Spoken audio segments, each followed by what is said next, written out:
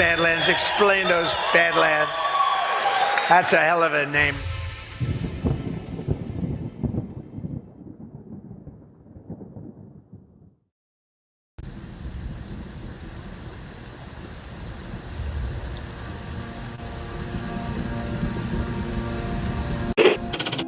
Mr. Vice President, I'm going off script again, I know, but I just want to personally thank you. We've been through some stuff. We've gone through some of the most complex military operations this country's ever conducted, and your steady hand and your leadership during those was a great source of strength for me. Thank you for your leadership. Thank you for your character. Thank you for your selfless service. Thank you for commitment. Thank you for being a mentor to me, Mr. Vice President. It's called the swamp. And you know what happened? And you know what I did? A big favor.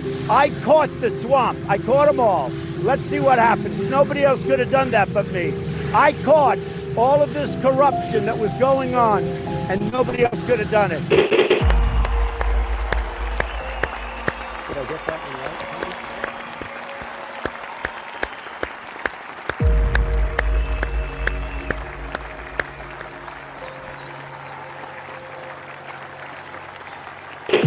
Every 4 years, we gather on these steps to carry out the orderly and peaceful transfer of power.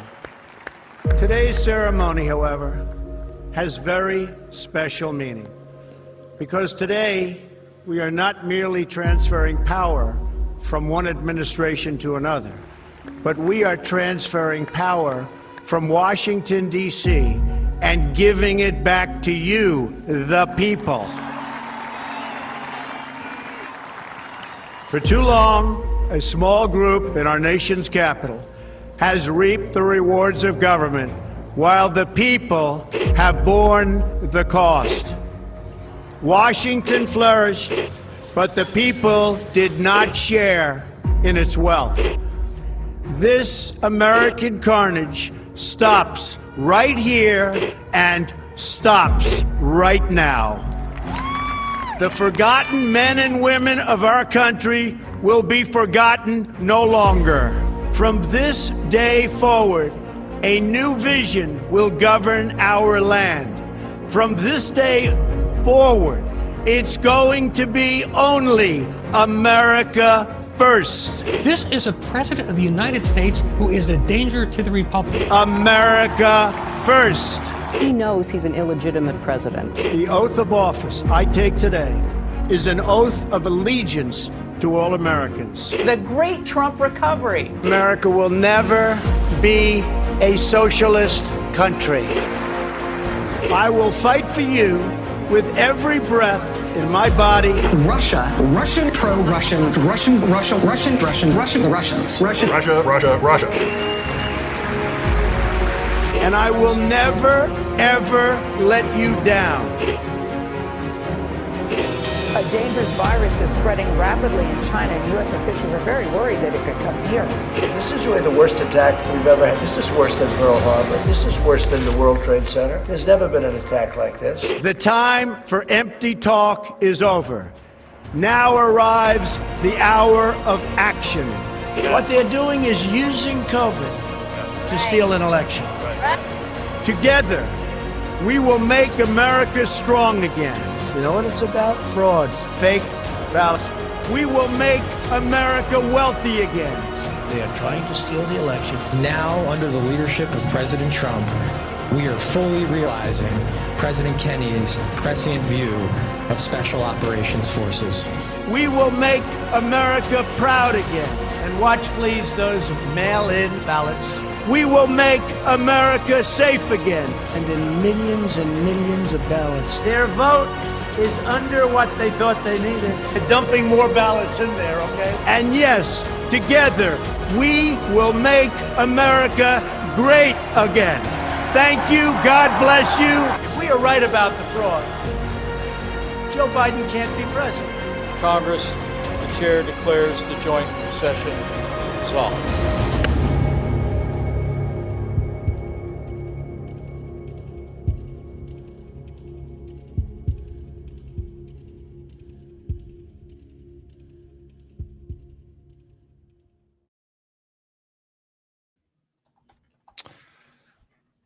Good evening, everybody, and welcome to the Saturday edition of the Devolution Power Hour. Hope you guys are having a great Saturday. Happy birthday to Trump. Happy Flag Day. Happy No King's Day or whatever. Chris, how you doing, man? Just enjoying the celebration of it all. Yeah, it's quite the celebration. I'm a little bummed, actually. I just walked in my door like 20 minutes ago I was in the D.C. area, and so I didn't get to watch any of the parade. A little bummed out. Well, we're gonna watch a little bit of it. We're gonna watch the important parts. Yeah. Although it was all important. It was the craziest thing about it when you first turn it on and kind of get a sense for what it is. There's like a unit that will march up, I guess it's Pennsylvania Avenue. And the like public address announcer will give a story about what that unit has, like what their purpose is, what they've done in America's past in wars. And so it was an interesting lesson, like a history lesson on what America's wars were while we're watching this thing. And then I'm assuming Trump must have chosen the playlist, but it was all like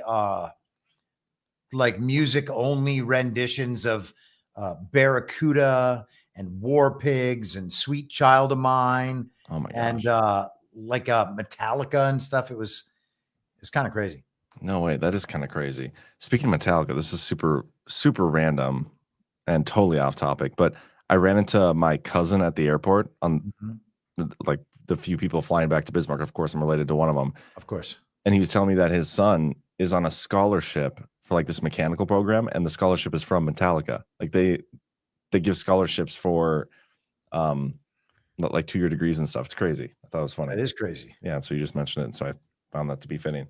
I'm still trying to save all these videos, but yeah, tonight's show should be a fun one. We're going to talk about the parade and kind of we'll go through some clips and whatnot. We're also going to be bringing Ash on, and we're going to talk about the more devolution-y aspects of the Lindell trial. And I think we could have a pretty good discussion about just the election fraud narrative and what the Lindell, what the Lindell aspect of it represented, the PCAPs, the Cyber Symposium, and how it could have potentially been hijacked. And not that it wasn't true, but how some aspects were injected that weren't true to kind of like, okay, we address this now. It's obviously false. Let's move on. Election fraud, elections are fine, whatever. I think there's a level of that going on, but I think we could have a good discussion on that. And then we're going to talk about the Jews and all that stuff. So it'll be a good show, I think. But before we get into any of that, let's get a quick word from a couple of our sponsors. First up, we got the Bear Bars. And I'm actually kind of sad because I have eaten all my Bear Bars because they're so good. And now I don't have any. I can't even show you guys one. A little disappointing. But it's because they're so good that they're gone.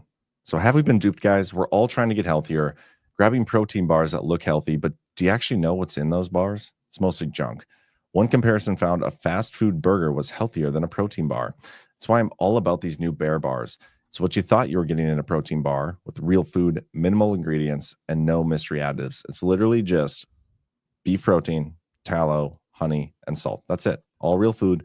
It's unbelievable, and it tastes amazing. 20 grams of clean grass-fed beef protein, but it doesn't actually taste like beef. It's light, fluffy texture, not a gut bomb like other protein bars. It's naturally sweet, easy on your stomach, tastes great. Bear Bar got it right. A high-quality protein bar without the junk. You got to give it a shot. You can get 15% off and free shipping. Use code DPH at getbearbars.com. That's getbearbars.com, B-A-R-E, bars.com. And then we do have 2 more sponsors. I'm going to do one more now, and then don't let me forget to get the other one. John, later. Just so you know, the Rumble chat is saying that our feed is frozen. YouTube chat is saying you're frozen on Rumble. So let me see if yeah, so we're still streaming to YouTube. So I don't think it's on our end. If anything, it's on the Rumble end. Or Rumble Studio, maybe? Could be. Might be a little delay going on. It's still shooting out to YouTube and the rest, I assume. Let me check. That's Rumble's saying good now. So there's a little delay on Rumble, though. They're still in the bars part. Huh. But it is what it is. We'll keep going. For those watching on YouTube, you should come back into the Rumble chat and throw the YouTube link in there. But I'm gonna get to our next sponsor real quick, and then we'll see where we're at after that. Next up, we got CB Distillery.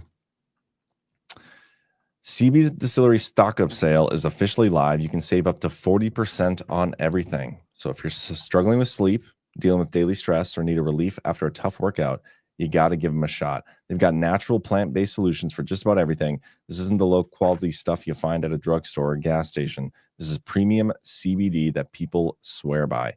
I know a lot of you love CB Distillery's sleep products. Personally, I've been stocking up. I love the sleep one myself. They make it so easy to find exactly what you need. You can shop by benefit, sleep, stress, mood, focus, pain after workouts, and they even have solutions for your pets. So whether CB Distillery is already a part of your routine or you've been curious about trying it out, now's the perfect time to stock up, and you can save 40%. Discover the healing benefits of CBD. Save up to 40% on everything. CBDistillery.com. Use promo code RUMBLE, RUMBLE. That's CBDistillery.com, promo code RUMBLE. Not available in Idaho, Iowa, or South Dakota, which is wild. Okay. Don't let me forget about Chef IQ. We got to do that a little bit later. But okay, yeah, man. So the parade stuff. Let's do a little flashback first to the first time Trump gave a speech and, you know, had a military presence to it. Let me just share my screen here. All right. This is back on his first inauguration speech, written in part by Steve Bannon. Today's ceremony, however, has very special meaning because today we are not merely transferring power from one administration to another or from one party to another, but we are transferring power from Washington, D.C., and giving it back to you, the people.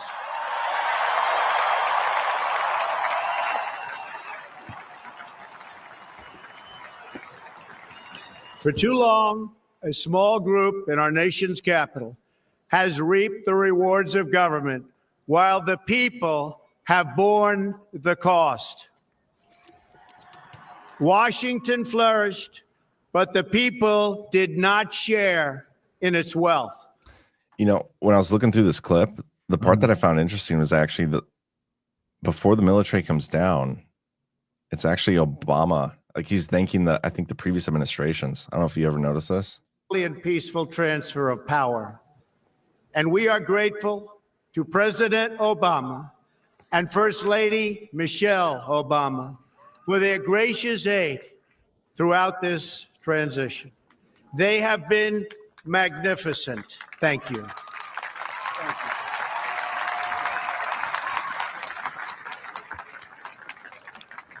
Today. Yeah, thought that was interesting. But yeah, you have to call Obama magnificent forever. Otherwise, you don't trust Trump. Ooh, is that a new thing now? I guess. I just saw it right there. He said it, yeah. And you have to trust him. So Obama is magnificent. He said a nice thing about Obama. Yep. Now he's part of the plan. Him forever. Yeah. It's part of the plan. Crazy. But yeah, so you made the point of, you know, you're the one who said I should have this clip ready. And I want you to like elaborate on why. Well, I feel like today was kind of a bookend to that period. You know, he presents the army as being behind him, and they present themselves as having Trump's back. And then today we got another confirmation of that.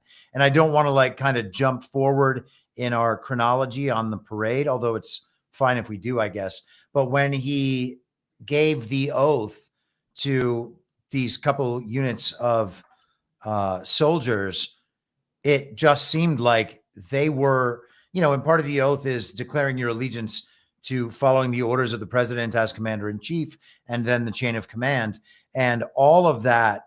And, you know, it's going to be presented in a negative way on the other side, but it's quite clearly, at least optically, a pledge of support to Donald Trump himself as the commander in chief of our military. It's not that they're serving someone else. They know who the president is. This is the president. Their oath requires their loyalty to him, and it's displayed before the entire world on a weekend that we are being told our military is actually going to go off and fight a war on behalf of our greatest ally. Yeah, it's crazy. I do have that clip pulled up here, so let me play that. President, First Sergeant Norton, reporting for duty, sir. Ready to commence the ceremony as directed. I state your name. Do solemnly swear that I will support and defend the Constitution of the United States of America against all enemies, foreign and domestic, that I will bear true faith and allegiance to the same, and that I will obey the orders of the President of the United States and the orders of the officers appointed over me according to regulations and the Uniform Code of Military Justice. So help me God. Congratulations. Congratulations. Welcome to the United States Army, and have a great life. Thank you very much. Have a great life. Thank you. How many people can say they were sworn in by the president? That's pretty cool. Yeah, that's amazing. But I like how you said that, though. Like, you know, the transition from, or the bookend to the period, right? The military at the front and the military now, what we saw today. Did you know? I saw this on Twitter. I tried confirming it on the plane, but my internet was not, it was spotty at best. But apparently they started the scheduling for this before the election. Oh, yeah. Well, I mean, I've been talking about this since March of 2023, because Trump announced at that point that he was going to begin America's 250th birthday celebration sometime like around Memorial Day of 2025. And so it's, you know, two weeks, maybe 17 days later or something. And it's going to go till July 4th, 1776.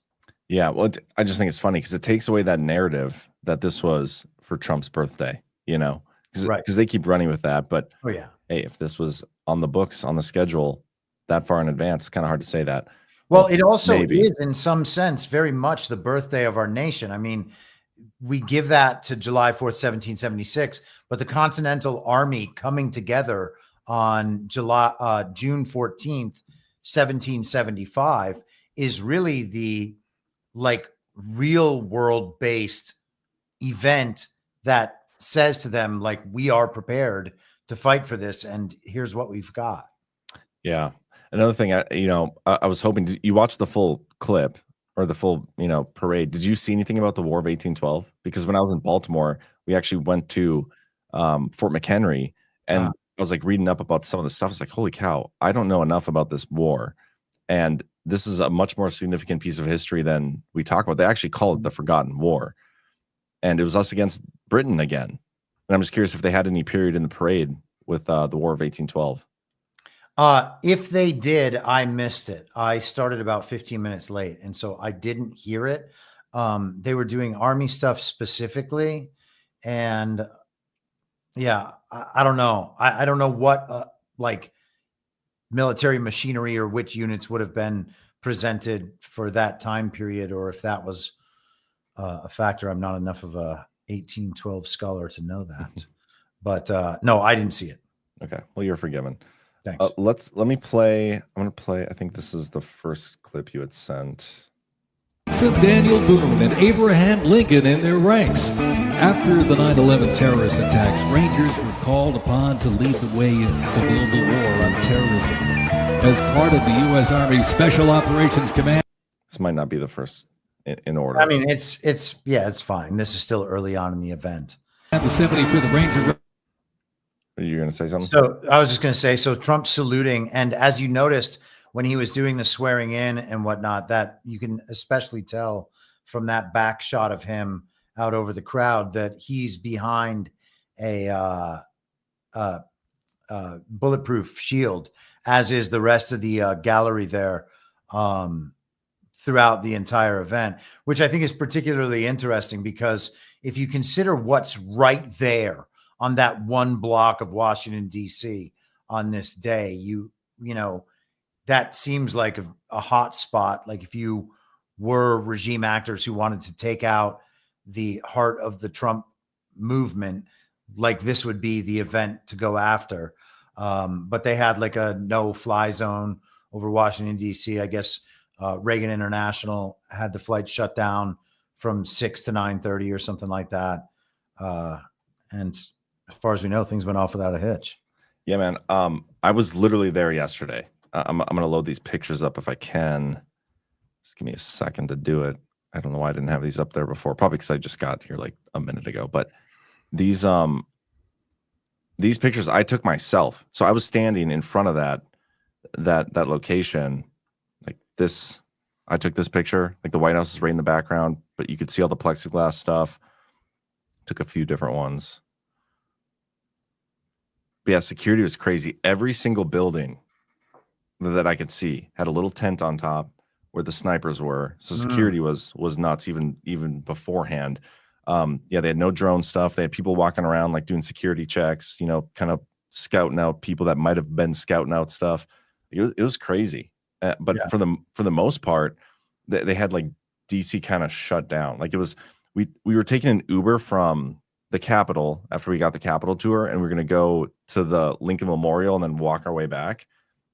And it took us like an hour and a half to go because they had to like go around the thing. And we were like, okay, just drop us off here at the Kennedy Center of all places. And like, I can't drop you off here. You can't cross that interstate or whatever. It's like, okay, fine. So they took us through Virginia all the way to the other side. Like it was just a nightmare. But it was because everything was shut down. They didn't want anybody, you know, doing anything. It was pretty crazy. But yeah, I was literally right there yesterday. If I would have camped out, I would have had a really good seat. But I didn't. But yeah, this is my favorite picture. I took this picture, the Trump for King.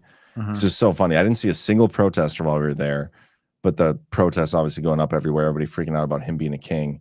I just thought this was. I mean, supposedly they're happening. Yeah, supposedly.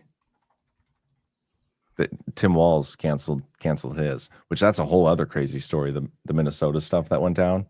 Yeah, I mean, and a political assassination that seems to be, I mean, a total info op. On a day where a political assassination could have been in the cards from a storytelling point of view had things gone differently, but that political assassination in the morning would have totally nullified it because everybody would already have it in their head. Oh, the No Kings people are going around doing political assassinations. I mean, the idea that there were No Kings signs like on the driver, like on the car seat, give me a break, man. Yeah. Well, my brother lives not too far from where that stuff took place, and it appears to have happened, but it was a left-wing assassination. That's the thing. Like every political hit or attempted assassination that's taken place has been from the Democratic Party or somebody who supports that ideology. The whole thing is nuts. But yeah, you're right. Very info op-ish is all I have to say. Yeah, when I was originally walking around though in DC and like around this area, I was like, man, this is like a lot of open space. Like he's a ways away from the White House. I mean, I was a little worried. Like it crossed my mind, like they're gonna do this. And even though I saw the plexiglass and everything, I just thought it was a little concerning. But nothing happened as far as we know. No attempts or anything. This is the next video clip I got that you sent. Rolling stock. During Operation Desert Storm, the M2 Bradley fighting vehicle proved its value on the battlefield. It is fast, it is tough, and it is lethal. Named for General Omar Bradley, a leader from West Point's famed class of 1916, the Bradley was built to carry troops into combat with protection and power. Armed with a 25mm chain-driven cannon and twin-tube-launched optically tacked wire-guided missiles, it played a critical role in clearing the way during the ground assault into Iraq. While the Paladin looks and sounds like a tank, it is technically a self-propelled howitzer and was first introduced back in the 1960s. Over the years, it's been upgraded to perform in versatile battlefields from Vietnam to the Soviet Union to Iraq. So it was kind of that sort of thing, like the little history lesson on what all this stuff was. It is really cool how he gives the history of everything. I'm surprised these tanks didn't like damage the road, because aren't these things like a lot of tons, like 20 to 30 to 40 tons, depending on the vehicle? I don't know, man. That's Black Lives Matter Plaza right there.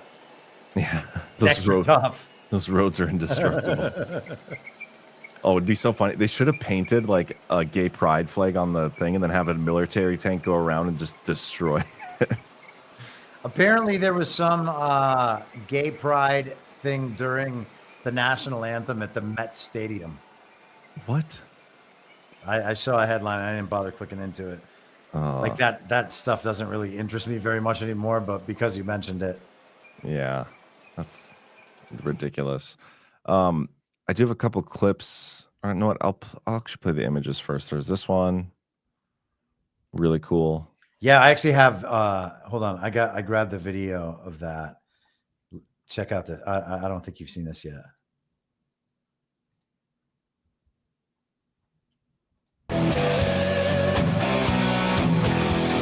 That's awesome.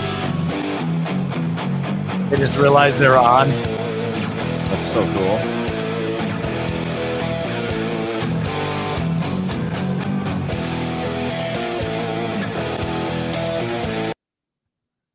That's awesome.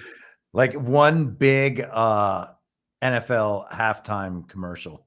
Did they say how many people were there? I know they were expecting like 200,000, but I wonder if they ever. I haven't heard any numbers. Huh. And then there's this picture. I don't know if you have video of this too. I could definitely find the robot dog videos, but yeah, that was a little creepy. I mean, if you've ever seen Black Mirror or played video games like Division, those things are everywhere. Yeah. I have seen videos of Mar-a-Lago with the dogs like running around doing security, which I think robot dogs. Yeah, you haven't seen those videos? Oh, no. Okay, hold on. But that doesn't mean anything. I miss all sorts of stuff. Let's see if I can find that. Yeah, here is a oops, that's not what I wanted. I want this one. A dog roaming Mar-a-Lago. Yeah, wow. They look like two baseball catchers right behind one another, or one of them behind the other, walking backwards. That's how their legs move. You know what I mean? Once you see that, you can't unsee that. Human legs moving backwards. Yeah. Oh my gosh, you can't unsee that now. That's that so crazy? weird. That's so weird. Why do they walk like that? I don't know. What the hell? Okay. And then what else did I want to show? Oh, we got a JD Vance speech. A clip. Oh yeah. Play this. And so to our soldiers, we're so proud of you, and let me tell you that the way that we honor and respect you is, number one, we never ask you to go to war unless you absolutely have to. And number two, when we do ask you to go to war, we give you the weapons and the support needed to kick the hell out of the enemy and come back home safely. All right. Wow. The whole point of, the military is homeland defense. So when they say go to war, they always imply go elsewhere, not here, which is retarded. Yeah. Also, I mean, all of that, like JD trying to sound like a tough guy, comes off so gay. And the idea that you have to go to war, first of all, when he's saying yeah, like, dude, you went to Yale. Stop it. Like, nobody's buying the down home thing just because Obama's ghostwriter wrote your book too. I mean, it's ridiculous, dude. And like saying that you only go to war when you have to, like they have to go to war every time the regime makes them. It's not like they have a choice. And no, we don't always send them off to like good war causes. What kind of message was that? You mean the Israel-Iran conflict is not a good war cause? Crazy. We'll get there. Sorry for the premature Jew talk. Let's do this clip from Trump. Down through history, we've been blessed beyond words by this valiant legion of Army warriors and patriots, heroes and legends. And tonight we affirm with unwavering certainty that in the years ahead and in every generation hence, whenever duty calls and whatever danger comes, the American soldier will be there.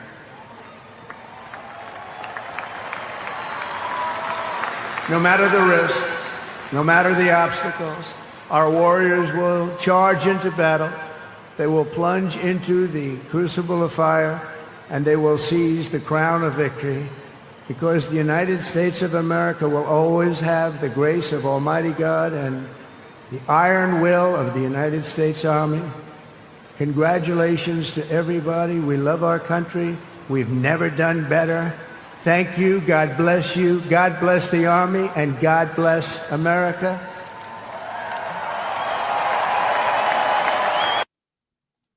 Love it. Yeah. It was reminding me of some movie quote, but I can't think of the movie or the full quote. But when he said, like, whenever something happens or whatever, we'll be there. It's like some comedy film. I'll think of it later. Anything else that you want to show or talk about from this? We do have the fireworks, I guess.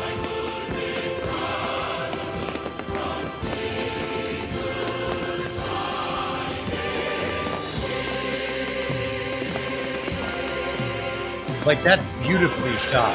Oh, yeah.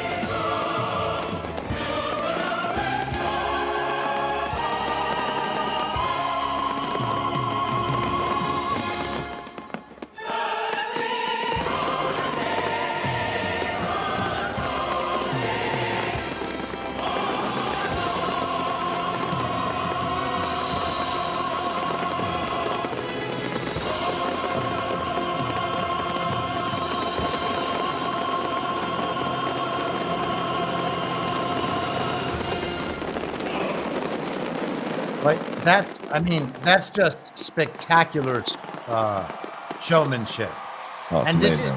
this is an Thank you for optics joining us only on- event, right? Like, the optics of an event like this are the substance. Oh, for sure. Like, it's not, and there's other substance, which is fine, but at the end of the day, the optics are the substance. This is a display for the enemy, I would suggest. Yeah, and I think Hegseth said it earlier too. It's kind of like a recruitment thing. I think there's some of that to it. The fact that the left is trying to spin this too, it's really difficult. That's a difficult thing to do after watching something like this. Like, it's a history lesson. It's showing off the troops. You're swearing in new troops. You have a big firework display. You have these pro-America speeches, robot dogs, kids getting super pumped about it. Like, how are you going to try to spin that as anything other than like pro-American? Yet they're trying. They're making it about Trump himself. And I think just the little I've seen, it was very little about Trump himself. It was very much about the military and America. And I think that's awesome. Yeah, I was thinking about that exact element this afternoon and thinking, like, well, Trump's the anti-war candidate, right? Yeah. I mean, he ran as the anti-war guy. And I was trying to think, is he actually legitimately anti-war? Well, he's definitely fighting the real war, which is good twin, evil twin. It's, our sovereign, populist, nationalistic faction in America that wants America to be America against the faction that is represented by the Uniparty that wants America to be like the centerpiece of this globalist enterprise. And those are two entirely different things. And that faction exists all around the world. So that's the real war. And Donald Trump's fighting that real war. To the extent that he's anti-war, he is anti-fake neocon TV wars. And I think that he's able to display that he is totally committed to fighting the real war and that the military is fully behind him, while at the same time, he's not going to get involved in the fake neocon TV wars. Yeah, what's also another element to this too is if you think of the future of warfare and all the warfare we see on TV, it doesn't involve any of what we really saw in the parade. Like all these ground troops, like everything we see from Iran, Israel is ballistic missiles and drones. Everything we're talked about with, Russia, Ukraine is all drones. We're talking about the Golden Dome where missiles are going to be taken out from space. Like how much ground troop warfare are we actually going to see in the future? Like these troops are going to be used to quell protesters and riots and domestic stuff like that. We're not going to see these people used as boots on the grounds, hopefully, for very much longer, if that's even a thing at all anymore. Yeah. And then the other thing is also like the war at the very most basic and foundational level is an information war.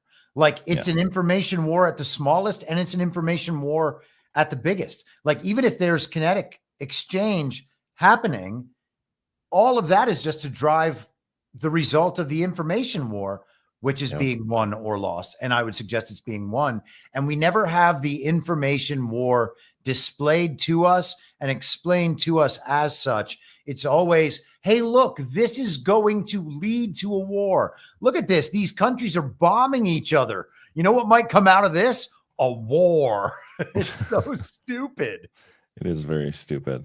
I keep thinking I have that clip that I made with Flo of the building burning to the ground.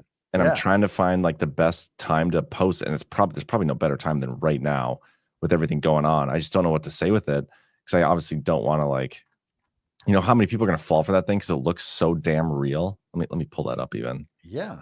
This one. Yeah. Close up.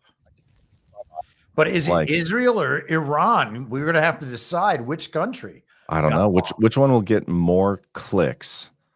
Israel. Yeah. So I could say Netanyahu's apartment complex that he rents out. Say it's his favorite bathhouse. There we go. Let's do this. Okay. You guys can all Netanyahu's. Is that how you spell it? Yeah. Neta. Whose favorite gay bathhouse? Well, don't even put gay. Just put bathhouse. The gay is implied. Bathhouse. Although, wait, it's two H's. Jesus. Or it might be two words. What is that? What is that movie, the Cronenberg film, Eastern Promises? There's like badass Russian gangsters having this insane action scene at a bathhouse, if I am not mistaken. I don't know if I've seen that movie. That did not seem particularly gay in that bathhouse. Well, this one's a gay one. Yeah. Let's see. Is this because I did some edits where I took out like the TV frame. Mm-hmm. See how this looks.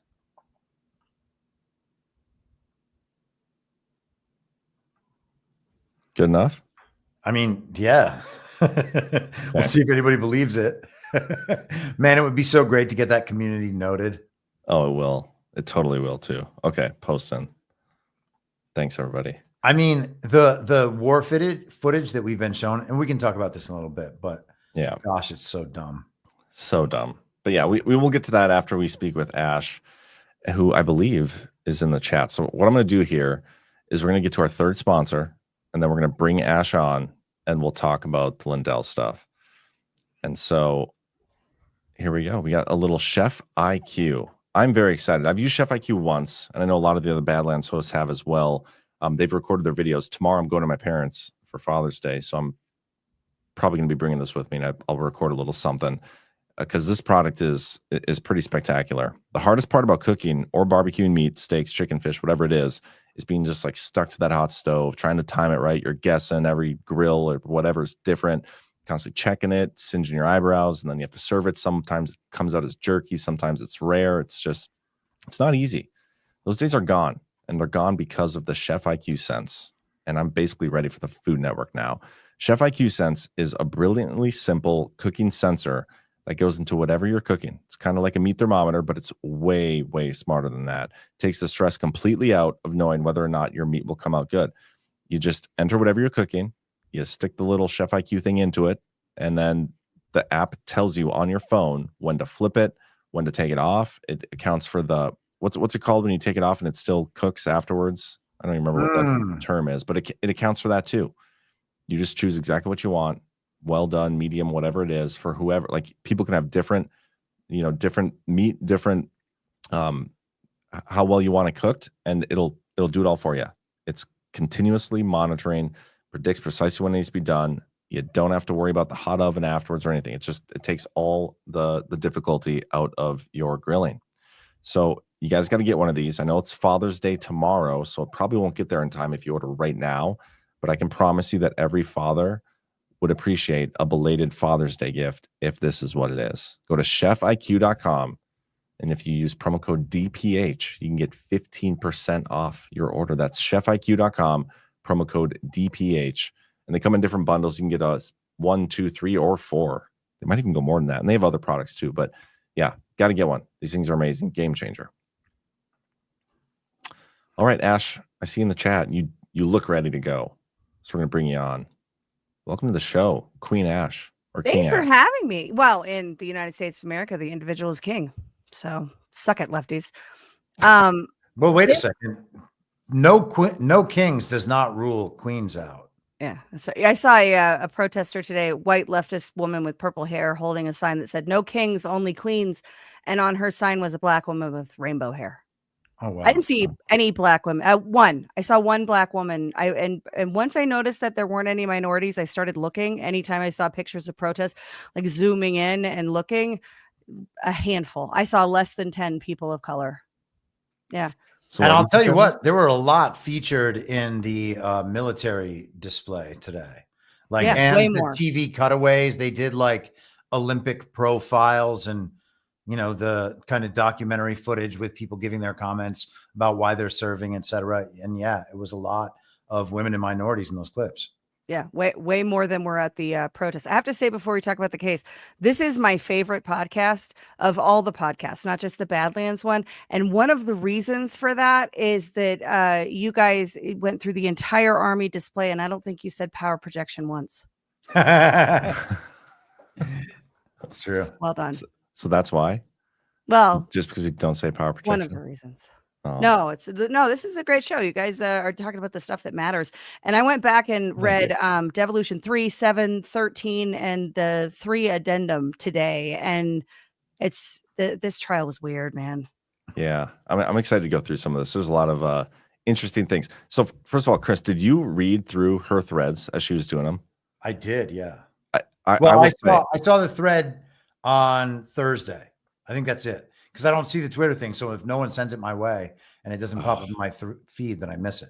I will say, Ash, your coverage it was like the best coverage. It was the most exciting. Like I was sitting there, I had the alerts turned on and everything, just waiting. And every time they'd take a break, I'd be like, damn it, like I have to wait another 2 hours for the next part of the thread to continue. It was really well done. Thank you. Which, by the way, how did you even do that? Like you were just like typing on your computer, your phone that fast as they were talking? Yeah. Man.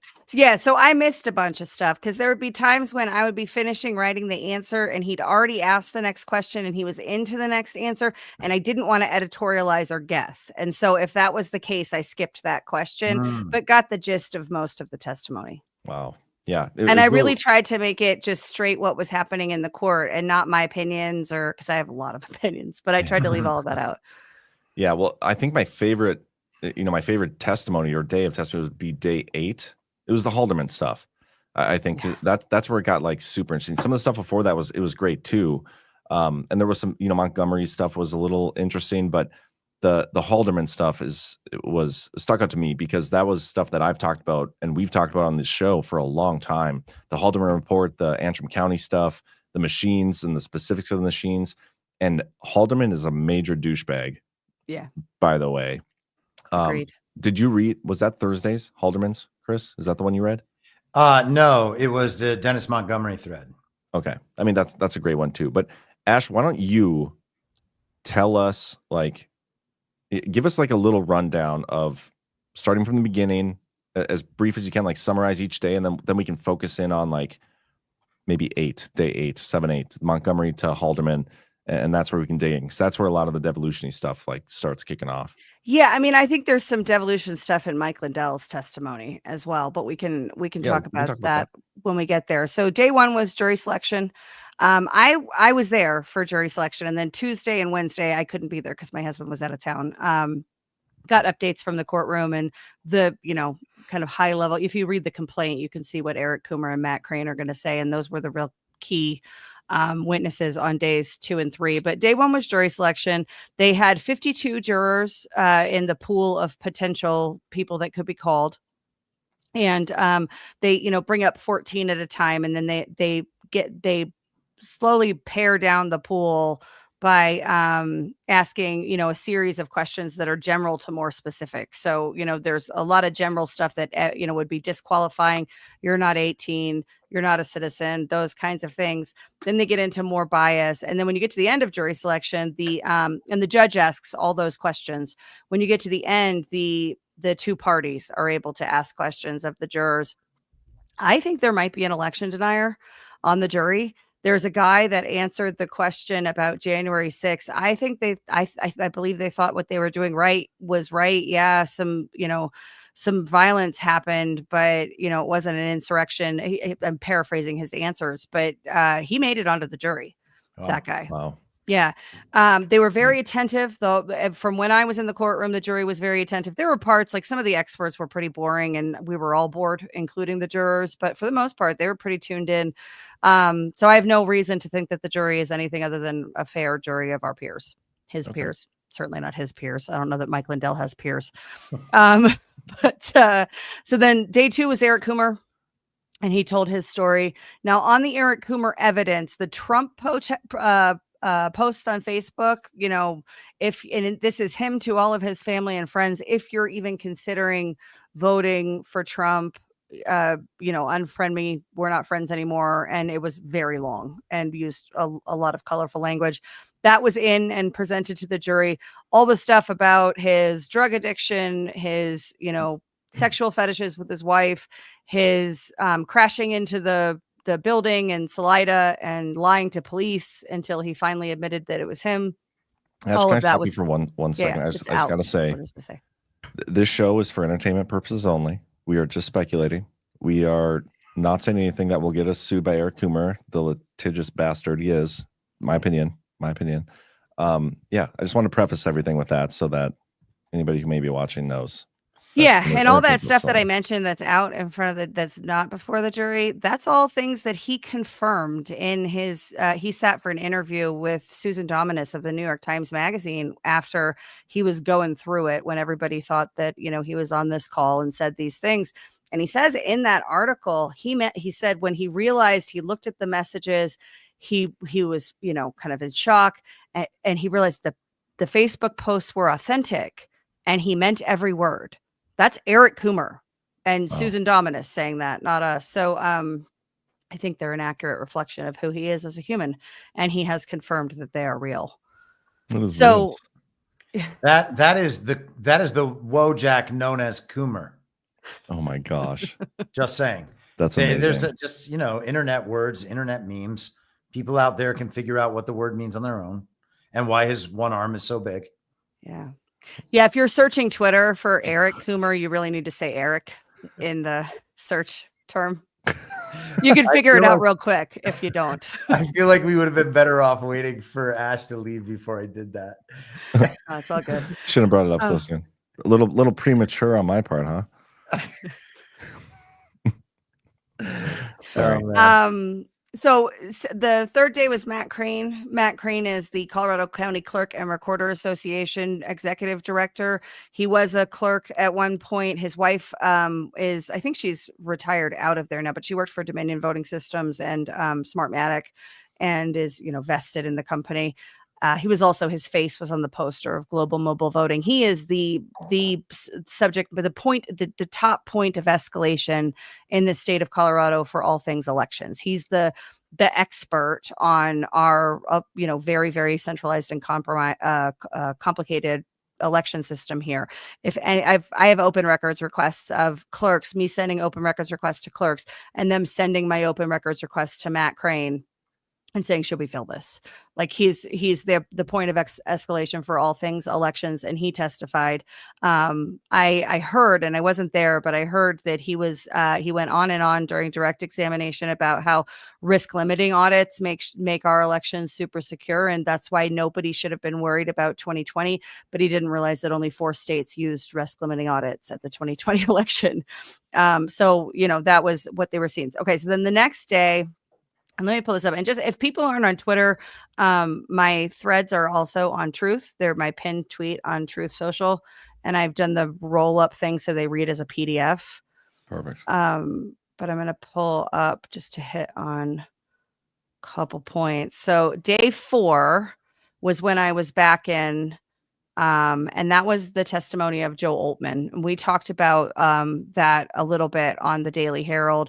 The big thing that came out of that was that there's an affidavit that there was a so-called Antifa call. They didn't call it an Antifa call, but there were Antifa members on it. It was a BLM local activist organized call to plan a Breonna Taylor protest and talk about what to do with this guy, Joey Camp. The reason that's important is that those details are in Oltman's notes about the call. So Tay Anderson, Breonna Taylor, Joey Camp, these are all details that are in Joe Oltman's handwritten notes about the Antifa call.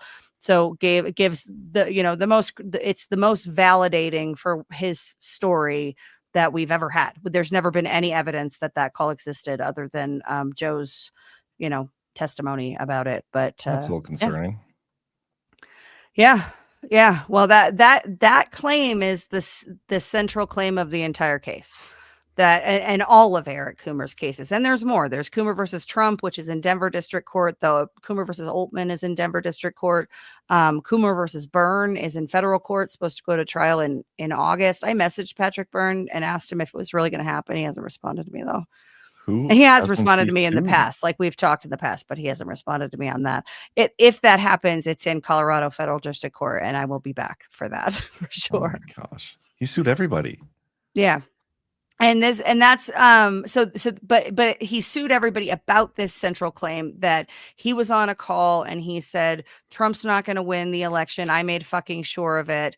That claim went around the world and it was picked up by everybody, including in March of 2021. Mike Lindell mentioned it. Mike mentioned it a couple times, but the bigger issue is that Frank Speech platformed it. And so they had Joe Olman and Tina Peters and others. There's 10 defamatory statements that Mike Lindell is allegedly liable for. And it's whether it's Mike Lindell, MyPillow, or Frank Speech, because there's 3 defendants in the case. And the 10 statements all center around that either that claim or the kind of downstream impacts of that claim. So one of the defamatory statements is Mike Lindell said of Eric Kumer on the air, he is an evil man. I don't understand how that's defamation, but the judge already ruled that the 10 statements are defamation per se, which means by themselves they're defamatory. So you have to determine if Mike Lindell is liable for them. But the statements are already considered to be defamation. Now they do have to have malice.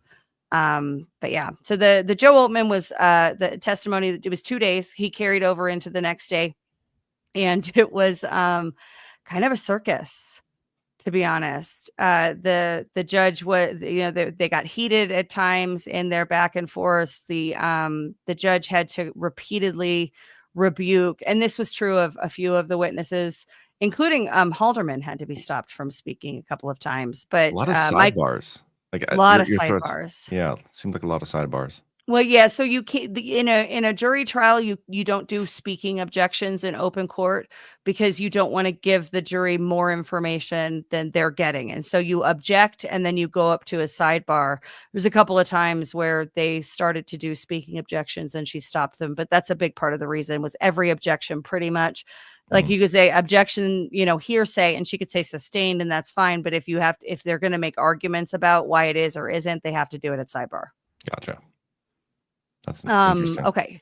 So then we had this. Can I ask just one question for clarification? So Mike Lindell is not the origin of the claim about Kumer and Dominion and election malfeasance, right? That's correct. He It's was just Joe Olman. repeating something that he heard and believed to be true. Yes. I mean, that right there would seem like defamation's out of the picture. Well, he platformed it. I think that was the thing. But it does seem like a lot of these election people came to him as like the central focal point of the election fraud narrative, almost as if they hijacked him and his platform to get it out there. You know what I mean? Yeah, I do. And I think this is so with this is one of the biggest kind of devolution moments that I had in this trial, with malice as the standard. And again, the judge already ruled that the statements are defamation. So that's not before the jury. It's before the level of liability and specifically whether there was malice is before the jury. Now you can get to malice two ways. One is knowingly false. You spread knowingly false information with the intent to harm. Nobody believes that Mike Lindell doesn't believe what he was saying. Even the plaintiffs have conceded that Mike Lindell absolutely believes what he's saying. So that's the first part of malice standard, and they're not going to hit that. The second is a reckless disregard for the truth, that he should have known that it was what he was saying was fake. And because he should have known, and every time that information came to him, he disregarded it and, trucked on forward, that he showed reckless disregard for the truth. And I'm told, I wasn't at closing statements, but I'm told that was kind of the central arguments that the plaintiffs put forward when they closed their case, is getting to that reckless disregard for the truth. Here's the thing. So we're talking about Mike Lindell sees that the election is stolen. He sees the movie Kill Chain. He's seeing Amy Klobuchar, who is his senator, saying these election machines are rigged. He doesn't see anything. He sees Halderman in that film and thinks, oh my gosh, there's experts that are, supporting that these voting machines are flipping votes. There is the John Ratcliffe letter on January 7th that comes out about Chinese influence. And I want to circle back to that, but I'm going to move past it for a second. Then there is the meeting, I think it was the 15th or 19th of June at the White House, 15th. Where this is where Kurt Olson comes on the scene for us. And this is, by the way, the meet cute of Kurt and Mike Lindell and the way they both tell this story. They've both told it personally to me a few times, that when that picture was taken of Mike Lindell outside with the paperwork and it says Kurt Olson on it, that was when Kurt Olson first learned that, these conversations were even happening. And then he met with Mike, and that's how he became his lawyer, and the rest is history. Yeah, that's the one. And so that happens, right? And at the same time that's happening, he's meeting with Mary Fanning and Dennis Montgomery at the behest of Brannon House, learning. One second, Ash. The meeting on the 15th, was that the one with because I know Flynn, Powell, and Byrne all met with Trump around this time. Was Lindell in on that meeting with those three? I think it was, so I'm not 100% on this, but the way that I remember it, it was the same day, but a different meeting. Okay. That was my understanding as well. Yeah. But Robert O'Brien was in on the meeting with Lindell. He was, and that comes up in the trial testimony as well. Mike Lindell testified that he was sitting next to Robert O'Brien as they were talking through the hammer and scorecard information that Mike had brought, that Mike was there seeking to get it removed from state secret privilege so he could release the information about hammer and scorecard. That's the testimony of why he was there at the White House the day that he was holding those papers and that picture was taken. When the way he told the story under oath is that Robert O'Brien said to him, we have to get this information to DNI Ratcliffe. Wow. Now, I want to go back to DNI Ratcliffe's letter because in the, kind of my historical, processing of this, I really focused on the China aspect, the Chinese influence. That's what that letter is about. It's the IC community is wrong about Chinese influence, that we definitely have information. I'm paraphrasing, obviously, but we definitely have information about Chinese influence, and it is a greater threat than they're letting on. But after the trial, I went back through and read the letter again. The letter is about blockers.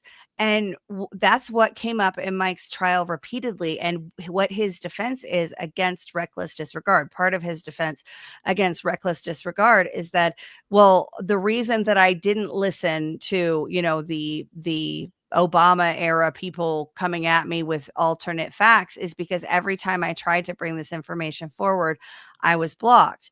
And that was weird sounding at the beginning of trial, but Halderman actually kind of showed what a blocker was in his testimony. So if the jury is really seriously considering the concept of blockers, which came up a lot, and I'm told was a big part of the close for the defense. So blockers is, we can't get the information out. The media won't cover it. The government officials won't cover it. Grassroots activists on election integrity know this well, right? We went to, in Colorado, to the Secretary of State's office with letters about, hey, we want information on this. We did a legislative audit hearing. It was a show hearing. It was, the cameras were there while the state presented all their witnesses. It was supposed to be a 2-hour hearing. It was 8 hours. And the state showed all their information while the cameras were there. Then the cameras left, and Sean Smith and other people who were talking about the vulnerabilities and issues of why we need to do an audit, they were allowed to speak after the cameras were gone. At the end of the day, when some of the legislators weren't even there, it was a show. These are what Mike Lindell is talking about at blockers. Now, he has this at the AG level, right? Like, he's going to AGs and talking to them. This was I think it was, I don't remember which devolution part it was, but when he was trying to do the Supreme Court case and get AGs to sign on to the Supreme Court case in the fall of 2021, he was getting blocked. And that's a big part of his defense. Going back through that DNI letter, that's what John Ratcliffe is talking about. He's talking about, well, the intelligence assessment came up with this information about China, but they didn't want their information to be used to support Trump. So they changed the intelligence in the report. And that's exactly the kind of stuff that Mike Lindell is talking about with blockers of his experience. I know that that's our, that certainly is from a grassroots activist standpoint on election integrity for the past 4 years. That's our experience, but it's even kind of the central theme of that January 7th DNI letter. And if you think about it, if you zoom out and think about it, the blocking is the treason.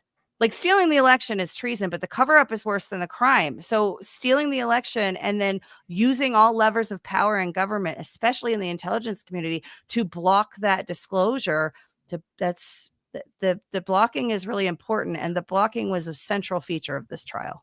Yeah. And that's where the information warfare comes in too. That's all information warfare. Yeah. I mean, that's nuts. So in terms of the blocking, like the suppression of information, how much did Halderman actually like focus on that when he was talking about it? Because it was so, reading his testimony was so weird. Like, it was almost like he was a hypocrite, because he would talk about, there's all these vulnerabilities. There's all these bad things that can happen with our elections. Like, our machines are broken. I hacked the thing with a pen. He was like bragging about it. But then he's like, oh yeah, but Lindell's lying. Like, it didn't happen. Not possible. None of that happened. Like, it's definitely possible on one hand, but it's definitely not possible on the other hand. Can I ask for specificity on how he actually said that didn't happen? Did he just say that he's never seen evidence of it happening? Because that would reflect what's presented in his report that came out a couple years ago, that he wasn't assigned to look for evidence of election malfeasance. He was just assigned to assess the systems. And so he didn't therefore see any evidence of election malfeasance. So if he's saying that as a refutation, I would take that differently than the way it was just presented. Yeah, so it's a couple things. It's hammer and scorecard is science fiction. It can't happen. That's not technically something that can happen. And then the broader is there's 50, you'll love this, 59 experts signed a letter, Chris, saying that there was no fraud in the 2020 election, and the entire election security scientific community, Halderman and the national academies, came together, and they were all certain that what was being alleged about machines flipping votes in 2020 couldn't have happened. And then he goes also to talk about the blue shift and the fact that as votes come in over time, and remember, I mean, Bernie Sanders was talking about this. This was a big part of what made us, super skeptical. But now they're sort of relying on it, saying, well, we knew that was going to happen. we knew that, it was going to be more Democrat as the night went on. So that wasn't a surprise. And even the Democrats told us that it was going to be used to claim fraud in the election. So we know that there wasn't fraud because, we all agreed. Now, the weird thing about that, this is what I think, if the jurors are taking their job seriously, looking at all of the claims that are being made, I think this is a pretty damning thing. And it's not, he didn't say he was a blocker, but he demonstrated how for the jury. Halderman himself was being a blocker. So in 2020, by December of 2020, he claims Mike Lindell should have known. The 59 experts signed the letter. Everybody should have known. But at the same time, he was commissioned by the state of Michigan to refute the ASOG report in Antrim County. And what came out at trial, and this is new information, I believe, because Halderman's draft reports on that haven't been available until February 2025. So February of this year is the first time people have seen his draft reports. And in his draft report, he concurred with ASOG in part. And then he went and had 2 meetings with his client, the state of Michigan. And in the final report, so it's like March 23rd is the draft and March 26th is the final. In between those 2 dates are 2 meetings between Halderman and the executive branch of the Michigan government. And in the final report, his concurrence with ASOG is removed.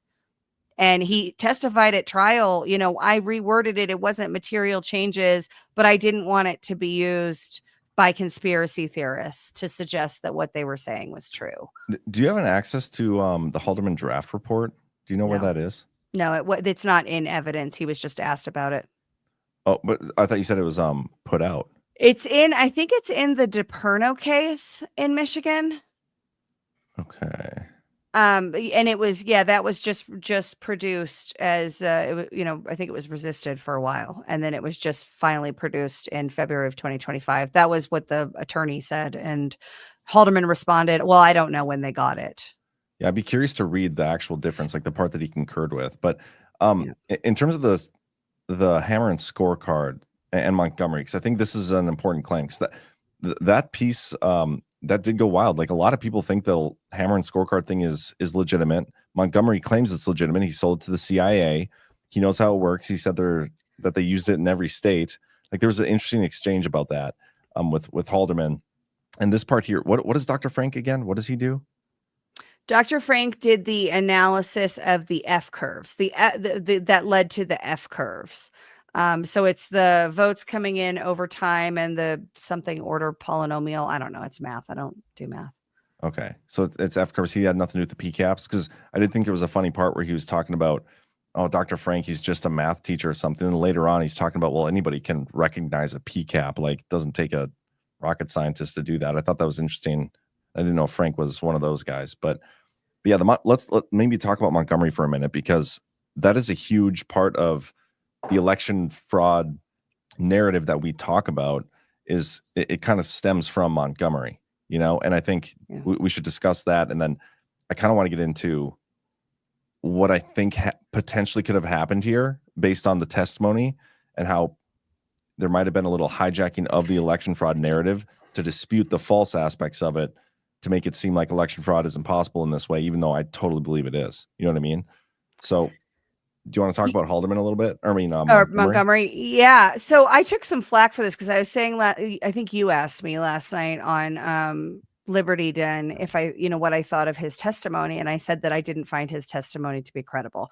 And I stand by it. I don't find him to be credible. That doesn't mean hammer and scorecard isn't real. It means that the exhibit that was presented of Dennis Montgomery's testimony, which I said last night as well, is a mashup produced by the plaintiffs, right? So it's like the worst things for Mike Lindell put together. So grain of salt that it didn't appear credible, but he seemed to contradict himself multiple times. His testimony is that he built hammer and scorecard for the CIA. He sold his company, which is Blixware. It's defunct now, but he sold his company to Mike Lindell for $1.8 million.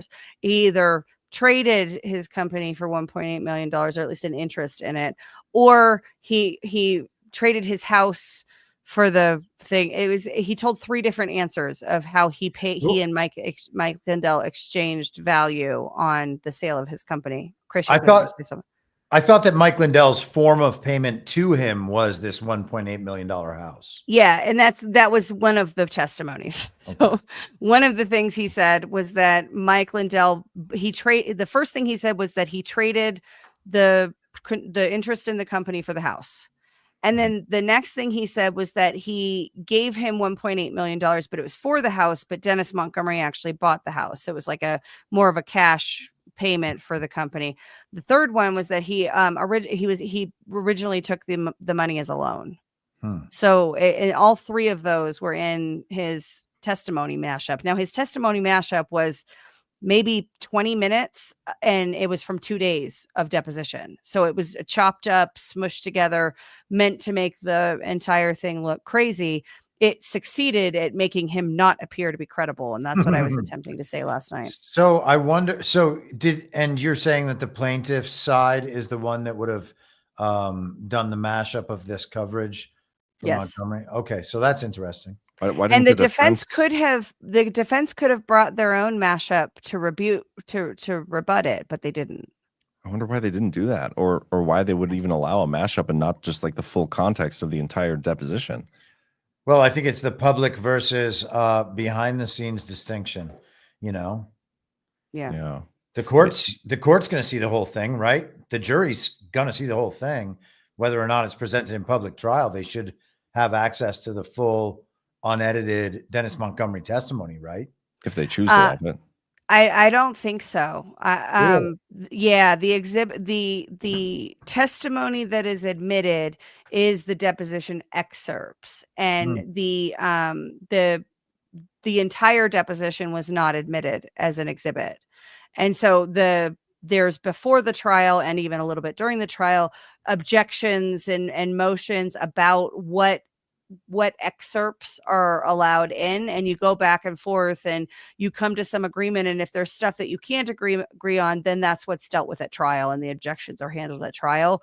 But I don't believe his entire deposition is before the jury. That's wild that they can just like pick and choose what stuff is. Well, yeah, but the defense has the opportunity to counter that with their own clip mashup. Oh, gotcha. And they didn't. Okay. I don't know why.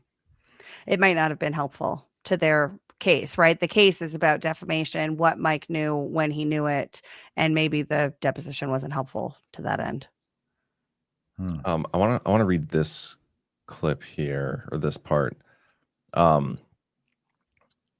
Okay, you said it was used in Panama, Venezuela, and Colombia. First time used in Brazil in 2004. How was it used in Brazil in 2004? Montgomery, you'd have to ask the CIA, but they don't know how to use it. Quibbling over UX, UI, whatever. Was it used to keep Chavez in power in Venezuela during George Bush? Now you're talking about Washington, not Intrepid. People in government. And that's E-Trepid. I have that wrong. The company was E, and then it's TREPPID, I think. I spelled it wrong. Gotcha. People in government that had control over the tech you were using it. Do you have evidence that they used hammer and scorecard to keep Chavez in power? Yes. What is it? The people that used it. The CIA told you they used it? Yes. How do you know the machines were used to hack Venezuela?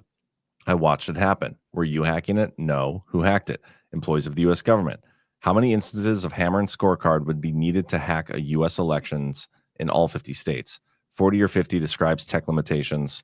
And we should also talk about Halderman saying, really, you only need to hack like the swing states to steal an election, which kind of differs from this. Does it require 40 to 50 operators? No. Scorecard communicates through itself. How many election systems is Scorecard capable of hacking today? 75%. So how did it hack all 330 counties? Because it did. I don't have the list of which were successful and which were not. So all 3,300 counties isn't accurate. No, it was accurate. There's a difference between access and manipulate. How did you know it accessed all 3,300 counties? The data tells you. Where did you get the data? Not discussing sources and methods. Do you still have a copy? Rambling answer about the FBI. Does Mike Lindell have a copy of Scorecard? No. How much of Scorecard did you give Lindell? All of it.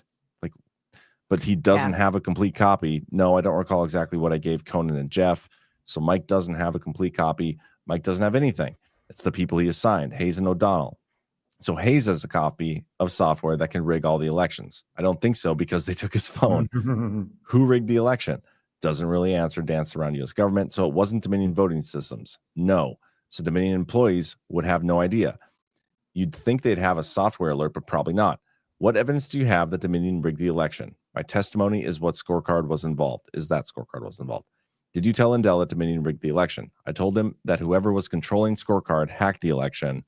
Back and forth, blah, blah, blah. Do you have any evidence that Dominion was responsible for rigging the election? What specific evidence? Without looking at all the data, I can't tell you yes and no. You've been looking at the data for years. I also had 4 strokes.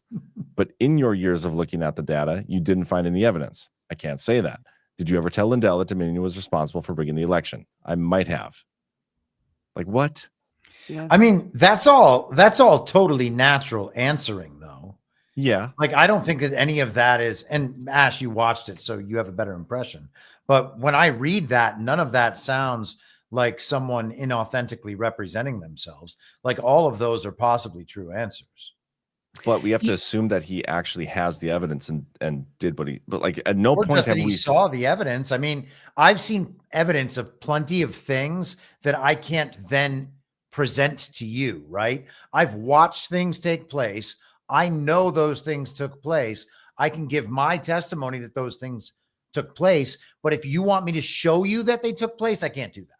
Yeah, but the thing about you telling me you saw something and me like believing what you said is I know you personally. I've been talking to you for years, and I see, like, I know you wouldn't lie to me unless it was for a really, really good reason, Chris.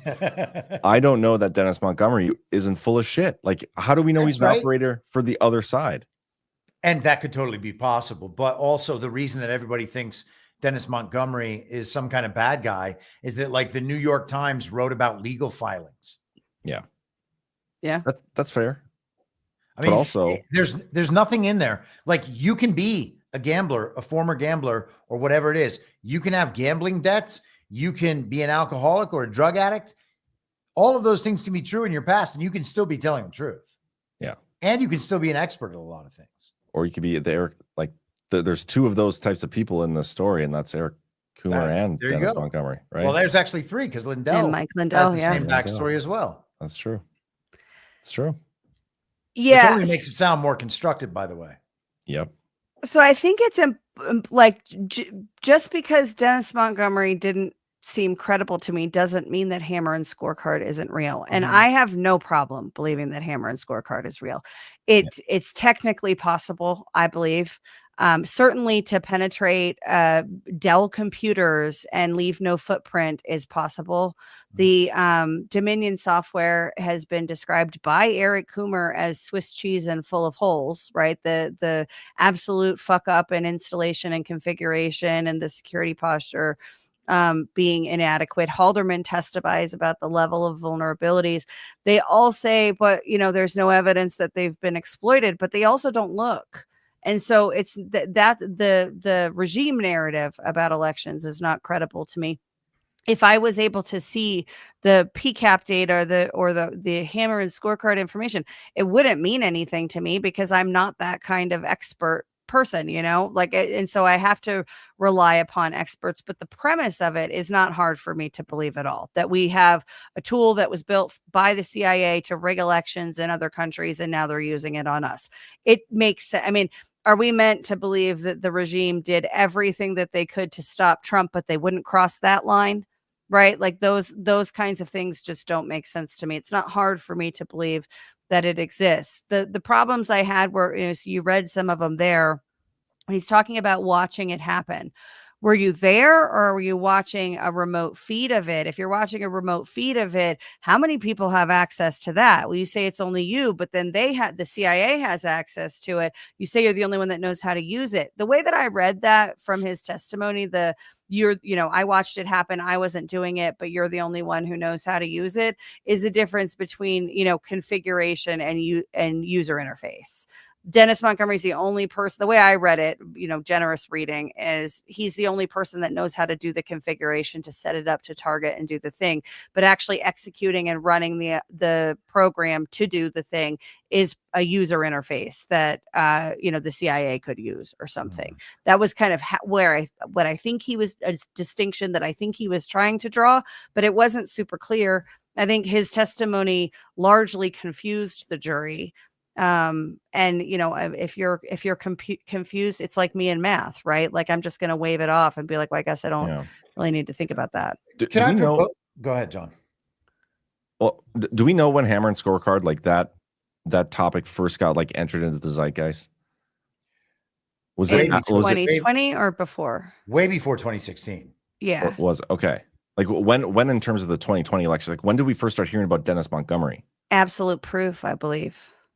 It was okay because that's the first time I know of it coming out Sidney Powell was talking about it. General McInerney was talking about it, but I want to say that was December of 2020 that was happening. Yeah, go ahead.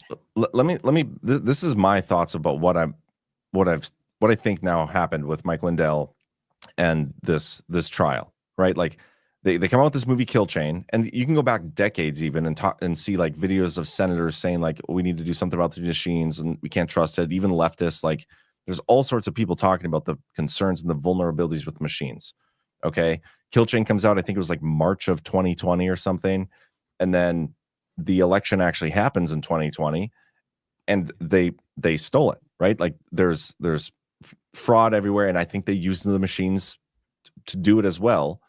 But then, okay, if that actually happened, how do you, if you're the regime and you want to protect your ability to steal elections, how do you take over the election fraud exposure movement, inject falsehoods into it to then debunk the falsehood aspect of it, to then, okay, well, see, we looked into these claims and we debunked them in a very public civil trial. And so we can all move on now. Our machines are fine. The election fraud narrative is protected. None of this happened. And so you find a guy who's close to the president. He's a big voice in the conservative movement. He's funding some of the media in the conservative movement with his advertising. He sells pillows and all sorts of things. You get people to attach to him. And with these stories, because you have Tina Peters attaching to him, you have Patrick Byrne attached to him, you have the Montgomery attached to him, you have a huge cyber symposium with all this election fraud stuff attached to Mike Lindell. And now there's this trial over it.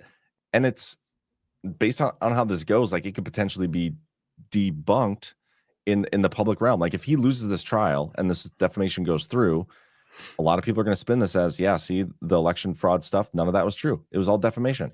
Yeah, but that doesn't really matter. You know what I mean? Like that doesn't really affect the underlying claim. It's just going to convince people who already disbelieve election fraud in the first place. The Dennis Montgomery thing, apparently the stories began in an internal way in the mid 2000s and didn't come to light in public until 2015 when he handed over hard drives to Sheriff Joe Arpaio's office.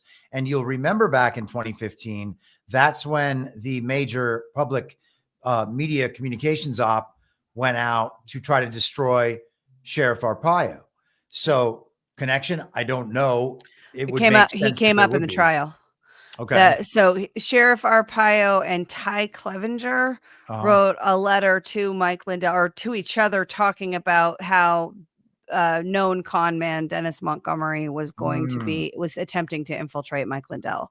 And that evidence is before the jury. It's very interesting. Clevenger is the Seth Rich lawyer as well. Hold on. Hold on.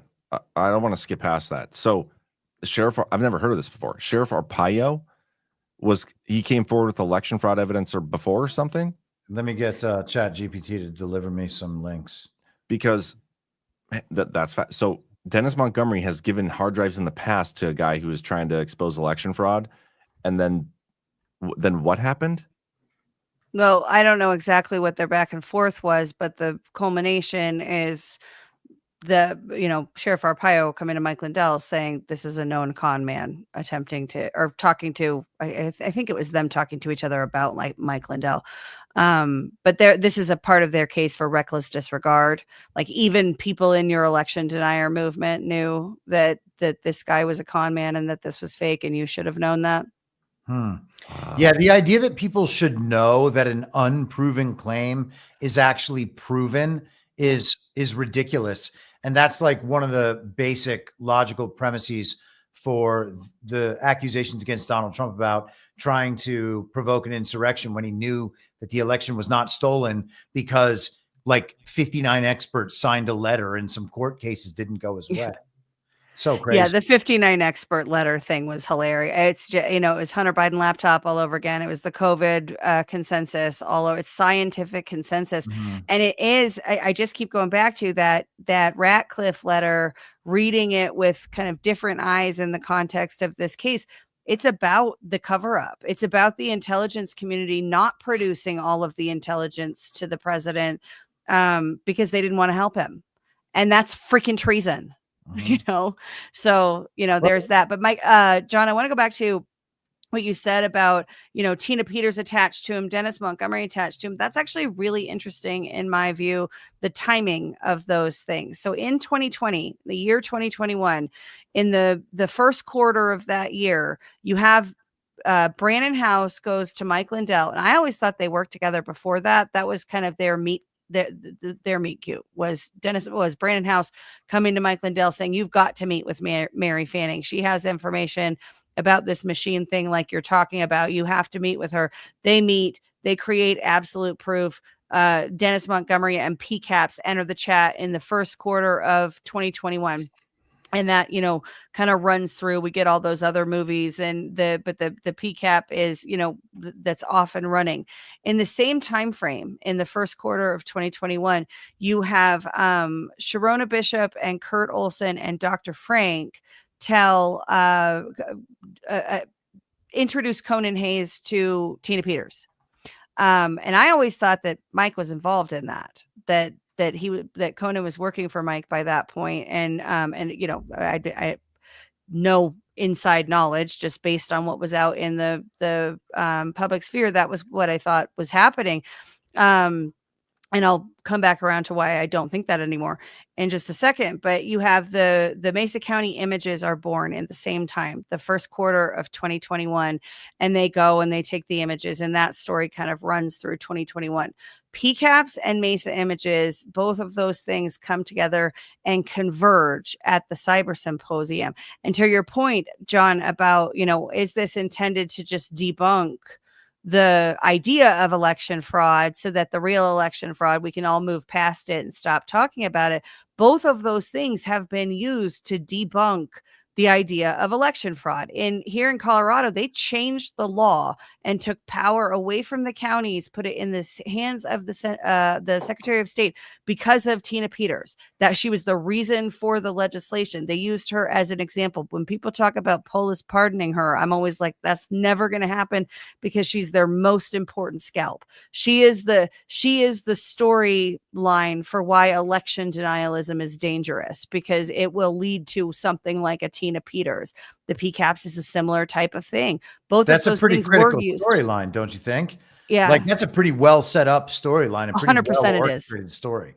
So yeah, that's one of those things where it's like, well, it would be great to just trust one side of it because that would make us feel good. But when we watch the thing from a step back, looking at it as an info op, it takes on a different sort of tone.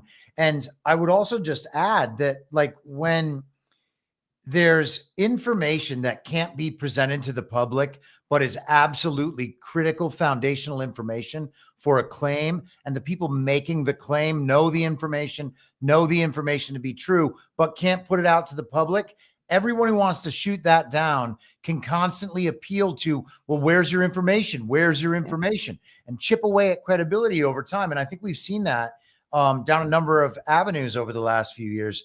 And man, oh man, the Dennis Montgomery thing, I have always believed it. I will never not believe it. I don't like, he was the guy who delivered the evidence to the people who then delivered it to Lindell or directly to Lindell or whatever. So Lindell is downstream from Dennis Montgomery. It's not like Dennis Montgomery got layered onto the Lindell op.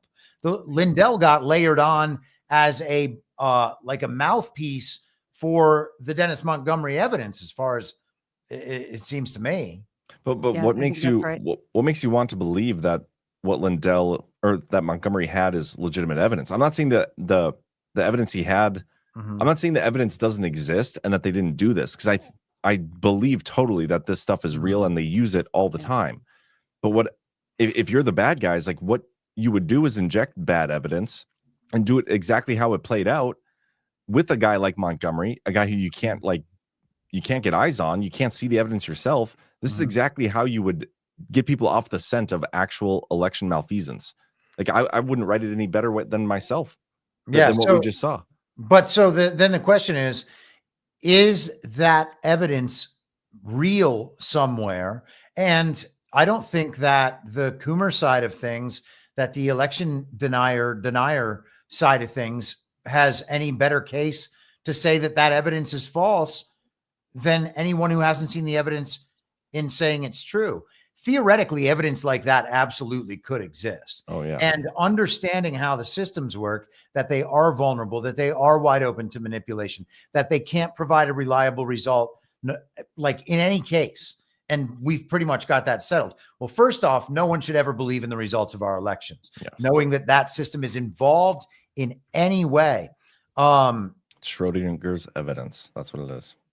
Well, yeah, that part's important, but it's also important to think about what our elections ultimately are. And the machines exist to provide a number that can be substantiated and backfilled with votes, quote unquote, if necessary, after the fact, in order to achieve the election results that are already determined before there's any voting. Okay. So the entire thing is a computer scam. Yeah. There's not another aspect of it, right? Like thinking that the election got hacked and that the totals got changed, and then they reported the totals faithfully to us, and that's how we get the results of our elections. That's an incorrect picture of what's actually happening. The results are determined. People go out and participate in the PSYOP to convince us all that we have actually chosen all of these things. And then the number as reported is part of the confirmation of the PSYOP that we've already provided ourselves. Yeah. And the that point, so in the curling case in Georgia, the final decision on that, which was tossed for standing, but the final the reason for that is that the people were able to cast a ballot. And isn't it also interesting that that was tossed for standing on the same day that the DOJ withdrew their case to allow that Georgia election regulation to go through? Formerly, there was a DOJ suit trying to block that from going through. And on the very same day that Dominion was dismissed for standing, that announcement came down. I did not. I don't think I knew that. Yeah. But the key there in that decision is we don't have a right to know how our ballots are counted. We don't have a right to validate the outcome of the election. Your right to vote ends at casting a ballot, which is wild because when you think about our representation, it's in the counting. The determination of who's going to represent us is in the counting, but we have no rights over that. You mentioned the election night reporting, which is how you get the hearts and minds, right? That's how you convince people of the election outcome. That's also a technical system, a technology-based system that hits all of the different jurisdictions through, a couple different ways. Edison from a media reporting standpoint, but CITL from a back end data standpoint. These are vendors, right? These are private third parties that are responsible for convincing the American people that their votes are real. So the entire thing is a technical scam. As you said, it's a bunch of different technical scams. It's an ecosystem, and Holly at Altitude has done a great image on this. It was in one of her Badlands articles, but of the election machine that shows all of the different entities, vendors, and systems that are involved in counting votes. And it's pretty concerning. I like you guys said, I have no doubt that this could have happened and probably did happen and has happened all over the world. I am very skeptical about the story of it happening. Someone in the chat said that Glenn Beck was talking about Hammer and Scorecard in 2009 when he was still on Fox News. I would love to find those clips. I remember hearing about Hammer and Scorecard like in the Obama years. And I don't mean 2015. I mean back before that. I saw people talking about that stuff like on Facebook. I thought they were all conspiracy theorists at that point because, you look something up and like the New York Times is like, no, that doesn't happen. Yeah. And you're like, well, the New York Times. Yeah. I want to show you guys a pretty funny exchange, I thought, about CISA, Halderman and CISA. Oh, wait, is that the right one? Here we go. You mentioned CISA saying safest and most secure, paraphrased. Halderman, yes. And at the time they made that statement, they were being hacked by SolarWinds. Halderman laughing, their claims weren't about the security of CISA. They were about the security of the election. They didn't know about the SolarWinds hack until December 2021. Not a rebuke of the agency, a rebuke of their IT. Yeah. Like we're talking about the agency responsible, we're told, for monitoring and securing our election systems, but they're not able to monitor and secure their own IT systems. And I thought that was just a hysterical claim. And they didn't know about that hack until, like almost a year later. Yeah, that was a great exchange. And he was just Halderman was so kind of like dismissive and like flippant about that. It was the same thing with the people in Alabama that are over 100 years old that voted. Kucherov pointed out there's 4,000 people that over the age of 100 that voted in Alabama, and Halderman goes on this diatribe of the voter roll hygiene issues and that managing large databases is hard, but that doesn't mean that there's fraud. And he's like, well, wait a second, they voted. And Halderman says, so what? And the gallery burst. I thought she was going to clear the courtroom after that because the outburst was insane and the jury was present and you can't do that. But yeah, he was very kind of flippant and dismissive, but he did kind of demonstrate while he was on the stand that he was in fact a blocker. He reached out to Eric Kumer after the Dominion news broke. And, the call, the Antifa call thing, when that whole thing was current news and happening, Halderman reached out and said, I want to help. But the systems, his whole career and his companies are focused on the elections industry. He's seriously invested, and he is the opposition guy. Halderman he said this on the stand, I'm the most critical of Dominion and their software. You can't tell me that I just accept what Dominion is saying, but this can't happen. And then the best part of that was after, 8 hours. I don't know how many hours it was. It felt like 8. It was over 2 days, Halderman's testimony. Then they played his speech from 2017 saying every single system in the US can be accessed, have malware inserted, and it can change the data. Do you have that clip? Yeah. That clip is so good. Yeah, the whole thing is just... It's crazy. It's nuts. It's funny that this week the left has now decided that that Donald Trump stole the 2024 election and that actually Kamala won. Yeah, Brian and I argued about that on Daily on Friday. Brian was like raging about it. I'm like, why are you upset about this? Yeah, that's like, great. This is great. Yeah. It would have been better if MAGA and people who knew that our elections were stolen had spent the last 5 years calling elections fake rather than pretending they're real. But at least the communists are going to do it because they're mad at Trump. Yeah, it'd be great to get a bipartisan effort on figuring out what's wrong with our elections. But okay, here's that clip. Maybe he stole it with Hammer and Scorecard.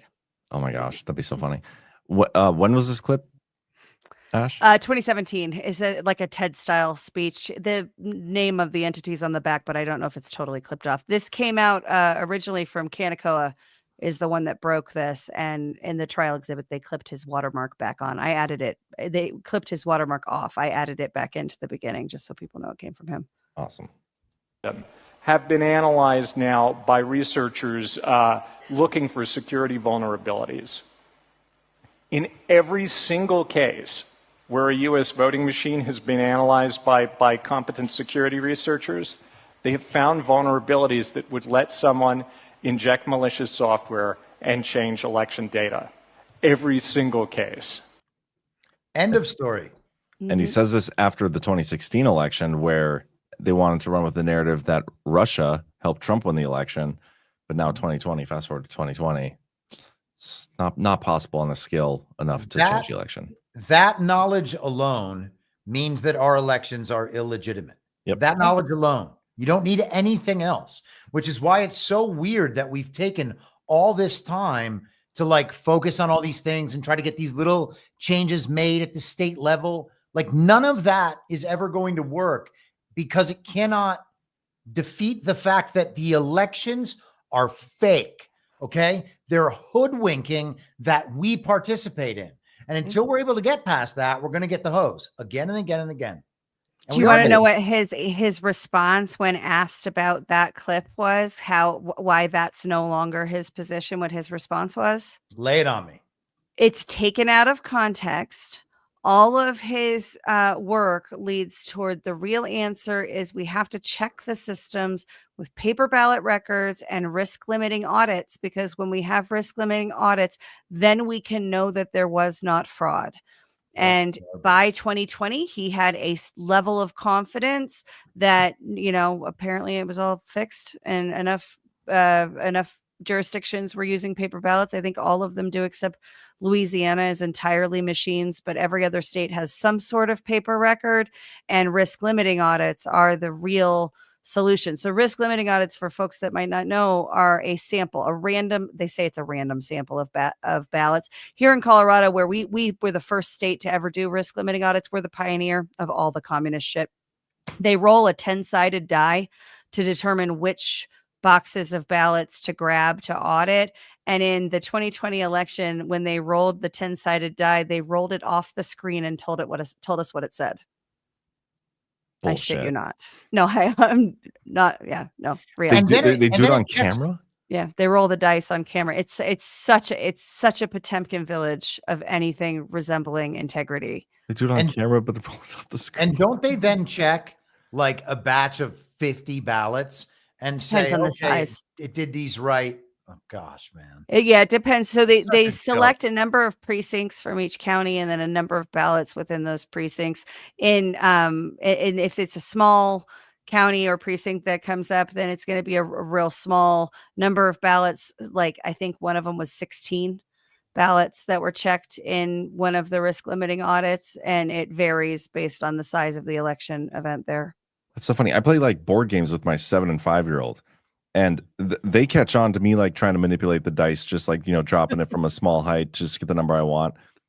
But these guys get away with rolling a dice off screen and telling you what the number is. Oh my gosh. That's crazy. That's how it goes. Oh, well, Ash, any final thoughts? I still want to talk about the Jews here, and I don't want it to go too late. So I'm curious what any like closing thoughts, or Chrissy, any of the burning questions? I mean, I just want to see it all play out, and I want to see all that information come out. And maybe this is just a nice, fun little narrative op to bring it back to the public. Yeah, I learned a lot. There was new details. I mentioned some of them that I got that, kind of put things in a different perspective. It's very strange to be in that courtroom with that group of people. I worked for Mike Lindell for 7 months, and I worked for Joe Olman as well. So I've there's some PTSD associated with that. Plus, the mainstream propagandists were in there. Eric Kumer was there. Like it was a weird environment to be in. I think there was a lot of intelligence community people there, which is always fun. But I think I told you guys this in the back channels. About halfway through, I'm thinking this is a show trial. And if we're building a record to bring about an ultimate end that ends this, the invisible enemy's control on the United States of America and the world, then you'd need stuff like this. I think, in a devolution context, your branches are all involved. There's a devolution aspect within the Congress and within the courts. There would have to be, I would theorize. And so, yeah, it was weird and it was wild. There was more evidence of election fraud aside from curling. There was more evidence of election fraud entered before a jury than I think has happened anywhere. We had Williamson, Tennessee, DeKalb County, Georgia, the Maricopa audit, the Antrim County situation, other things like Halderman explaining how systems work, where if you have even a little bit of technical knowledge, you start scratching your head, and some of the jurors are technical. So it'll be interesting. I think it was a good sign that they didn't reach a verdict right away. You know, they deliberated for a few hours on Friday and then held over to Monday. So I don't know if we'll get an answer on Monday, but interesting stuff. The Maricopa County audit is also interesting because we've still never gotten a final report from that, have we? No, we got the one that was produced to the Senate, but I don't think, and they never got all the information, right? In my reporting on that, I have a timeline of everything that happened in that audit, and it's crazy how much obstruction took place. I would have loved to see the defense explore that more, and I think Halderman opened the door by saying that the outcome of the Maricopa audit was that Biden got 99 more votes. I mean, you're a technical expert, and there's a ton of cybersecurity information in that report, just in the report that went to the Senate. And he just ignored all of it and went with the mainstream media line, which, by the way, was leaked the night before the report came out, the 99 vote thing. Also, I mean, certainly a show trial. It's just a matter of which side is putting on the show. Yeah. And I think we'll probably get an answer on that depending on how the jury rules. Yeah. It'll be interesting. We'll cover it here on Badlands. Awesome. Well, thank you, Ash, for coming on. It was great. Thanks for having me. See you later. Yeah, Ash. Thanks for going and crushing it at the courtroom too. Yeah, I really hope Kumer versus Byrne happens, because that, I think, is if we're building on this and building a record and getting all of the, which I firmly believe that we are doing. Certainly we're doing that in Colorado on the activist side. We're trying to get as much evidence that we have to put Jenna Griswold and her team in prison, and I will not stop in that pursuit. But you got to think that that's what we're doing. Kumer versus Byrne. Patrick Byrne has a lot of information and a lot of stuff, so I hope we get to see that trial. It would be interesting to see like all of these trials go, all of them go in Kumer's favor, and then at the end of the day, we figure out like, oh yeah, they definitely did steal these elections. Like, what does that do? It exposes the court system. It exposes the election system. There's a lot that can be exposed at the end of the day with all this stuff. Well, it could get us back to it could get us back to the federal government being very rapidly and radically shrunk, and states having to step up and take more of their power back, which would be a great thing. I think, we want to get back to constitutional government. That means the federal government needs to get out of a lot of stuff that it's doing. I think there is going to have to be some forcing function for that. And this could be that, or at least a part of that. Yeah. Interesting. Awesome. Thanks, Ash. Thank you. Bye.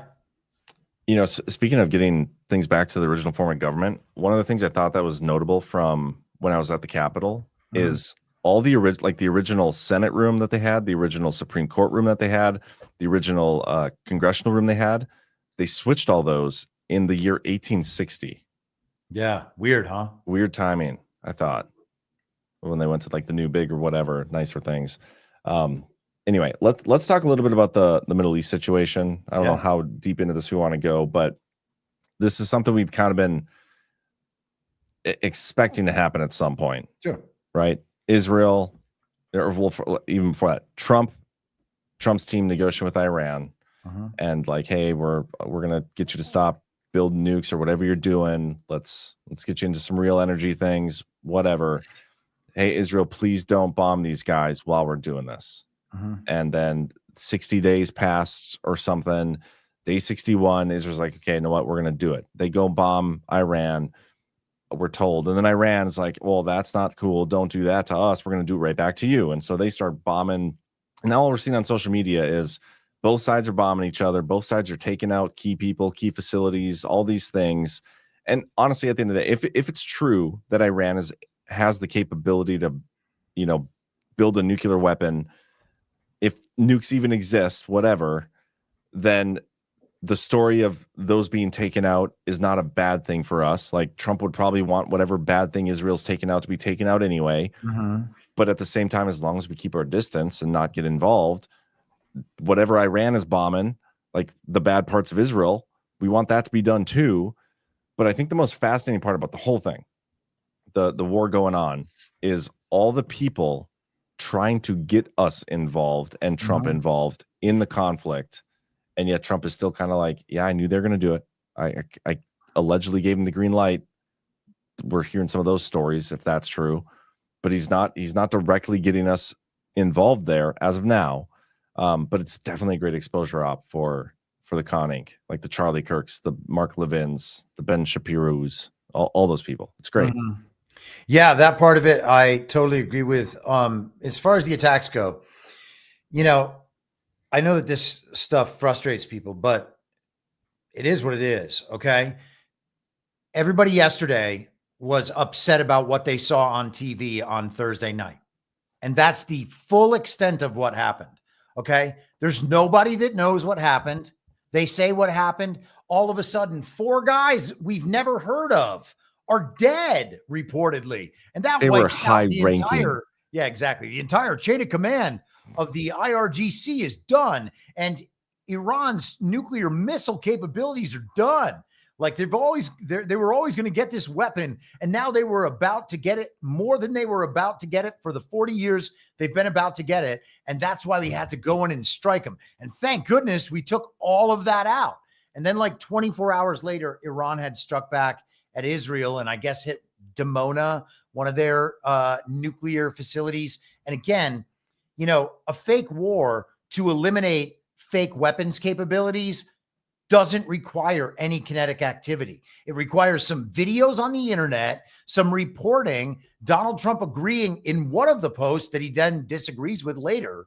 And then we've got all we need to eliminate the nuclear threats on both sides. And without nuclear threats from Iran or Israel, there's no justification whatsoever for thinking either of them would go to war. And beyond that, there's already no justification because Donald Trump is negotiating with both of them about different issues, and China and Russia are in back of Iran. So it's definitely not going to happen.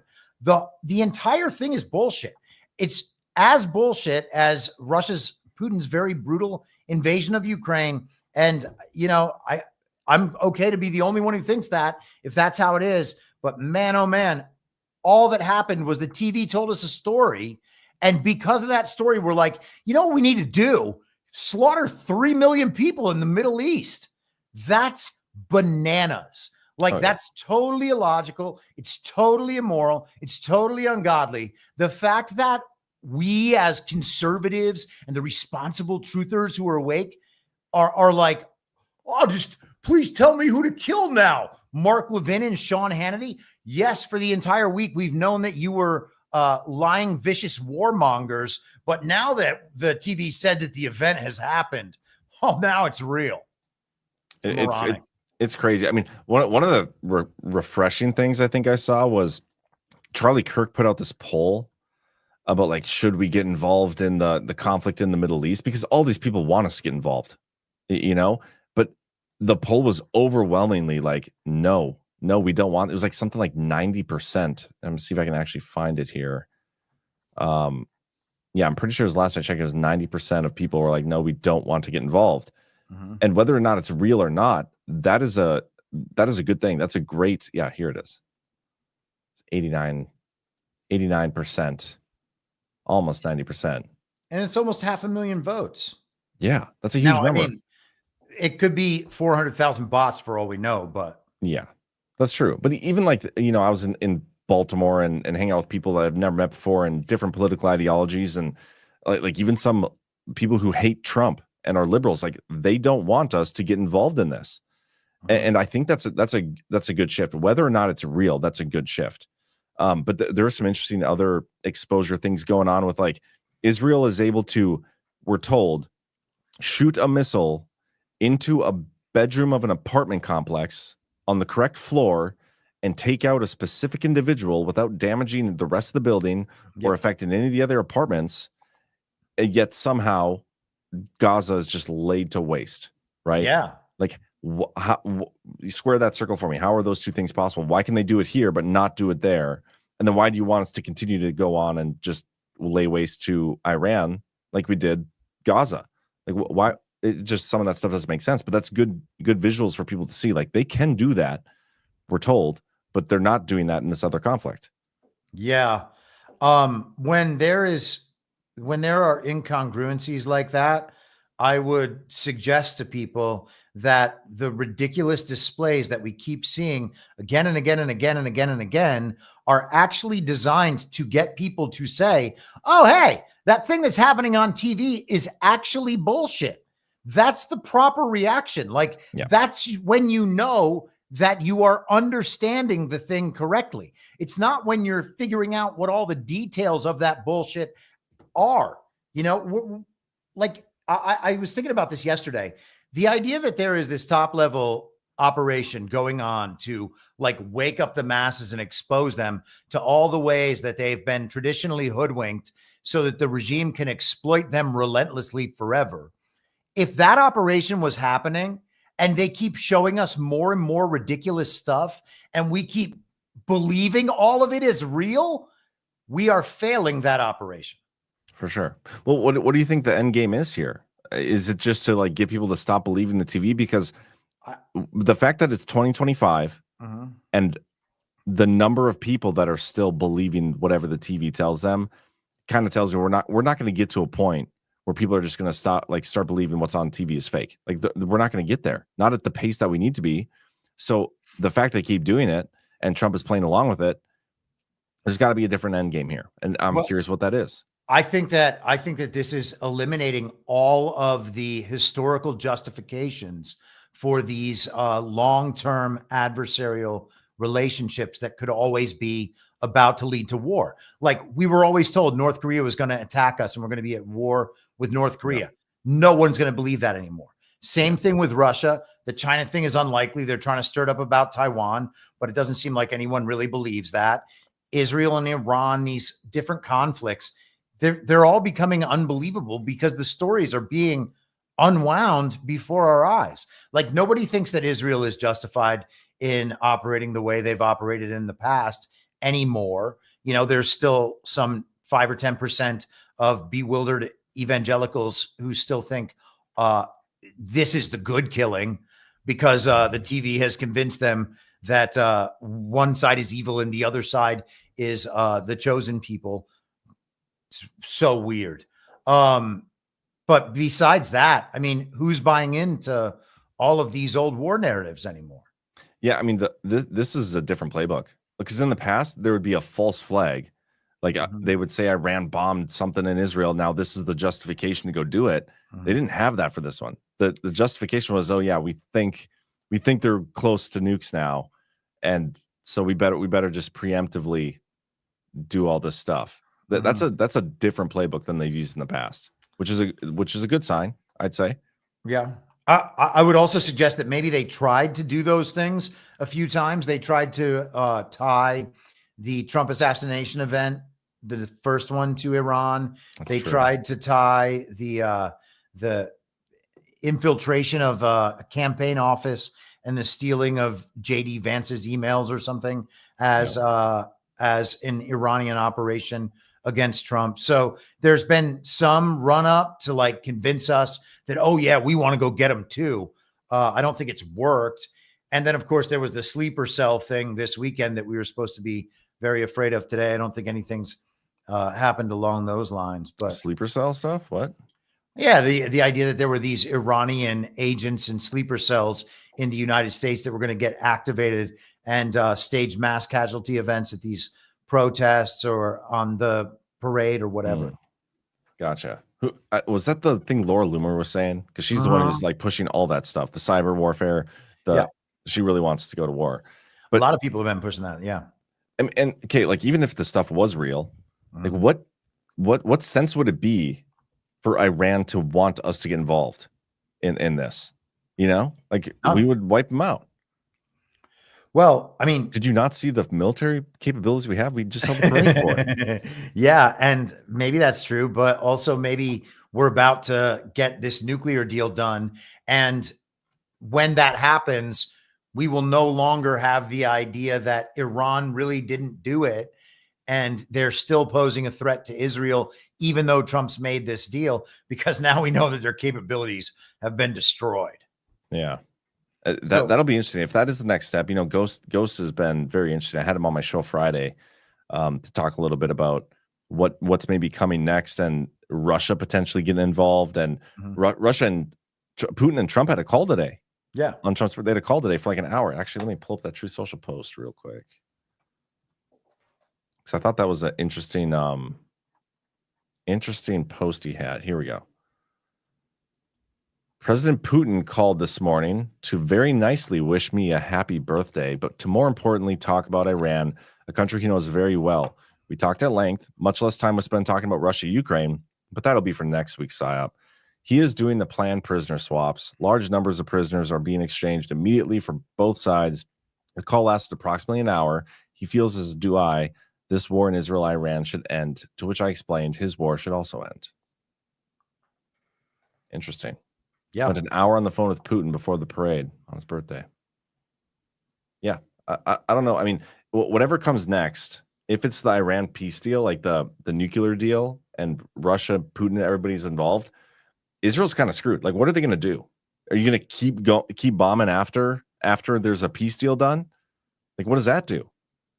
And if there's no war for Israel to be in, Bibi's kind of in trouble. There's that case against him that they keep pushing back. It's just interesting. I wonder, I'm the sort of person that thinks all of these things are scripted and planned and staged. And it doesn't take away from the fact that some of them can have real world elements. In fact, the real world elements are the part of the event meant to convince people of the story about the event, which is the only important part. I don't know, man. I just look at these stories and how the stories play out, and gosh, I don't know. The timing of the military parade to come right after that attack, assuming that attack was always going to happen, because we've had the lead ups to it. That story has been seeded in a narrative sense for months right now, if not years or decades, when you think about the Israel-Iran crisis. And so it happens right before the parade. And if it were the case that Trump was also gunning for a war effort in the Middle East, this parade would have been the perfect opportunity for that. And so I think that maybe the neocon thing went all in on this elaborate explanation for how Donald Trump and Benjamin Netanyahu decided together that they were going to run this little info op and trick Iran. They're never going to see it coming if Trump and Bibi make certain statements on the news. It's moronic. And like, the experts in the movement believe that that's true. Yeah. You make a really good point. Like, if Trump wanted to be like, yes, we look at this great military, we're going to have to go to war to back Israel here. Today was the opportunity to do that. Today was like the day, like, to announce that he wanted to go do that and we're going to get involved, but he didn't. And without that parade, the neocons could have been like, Trump's not even going to get the back of our greatest allies in Israel. He's like afraid to use the military, blah, blah, blah. And on the other side of things, on the MSNBC side of things, you have them screaming about how Trump is presenting himself as an authoritarian military dictator. Yeah. And the military is directly behind him and not the neocons. Yeah. It's great. Yeah. It's great exposure. But, I don't think people are grasping that aspect of it. And that's always my concern, is like, the people are too retarded, right? Like, how do we get the retards to like understand what's going on? And maybe they have to be like drug across the finish line. It doesn't matter if they understand what's happening or not. That's clearly going to have to be the case. Well, it's definitely going to have to be the case for some people. And at that point, those people will choose whether to hold on to their obviously false beliefs and go crazy, or to relent and understand that reality was not what they believed it to be. But But the people are retarded. Ahead of his time. If people just stop watching TV, man. Yeah. That would be nice. But then we'd potentially be out of a job. But that would be okay, man. I would be more than happy to find a different line of work if it was the signal for the end of our retardation. Yeah, I'd be down for that too. We could when we start our compound, we're gonna do no TVs allowed. Yeah, you go into the compound, no TVs. We just might have to charge. Yeah. So that'll be a new job. Anyway, man, yeah, I'm exhausted. How do you feel about going through the rants? And we do have one Rumble Studio ad. Quick little word from 1775 Coffee. Still haven't tried 1775 coffee yet? Well, now is your shot. The 1775 starter kit just dropped, only 1,000 units. You're getting the bold dark roast that hits harder than a CNN fact check, the smooth medium roast, and the Vitality mushroom coffee for clean energy and laser focus with no crash. All single origin, small batch, toxin free, and mold free. Plus, you're also getting the gold spoon clip because freedom isn't scooped with plastic.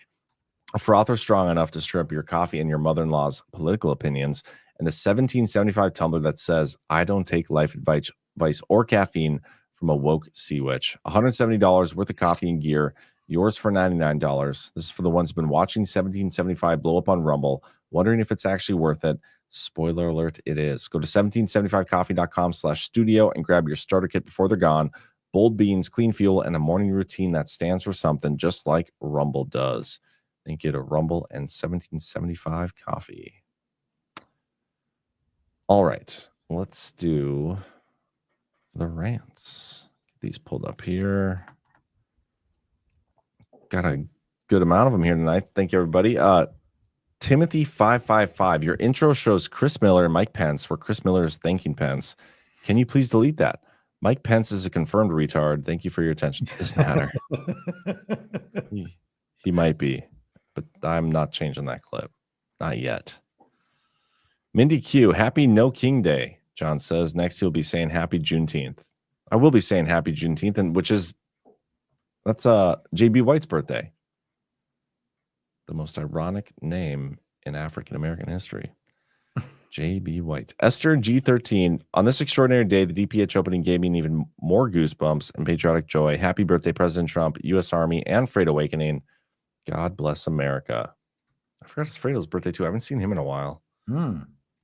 Also, they had a Badlanders meetup today in Minnesota. I was hoping to attend, but tomorrow's Father's Day and I want to be home for the kids. But I heard they had a pretty decent turnout. So hope you guys had fun if you went to that. And thank you, Quinny, for hosting that thing.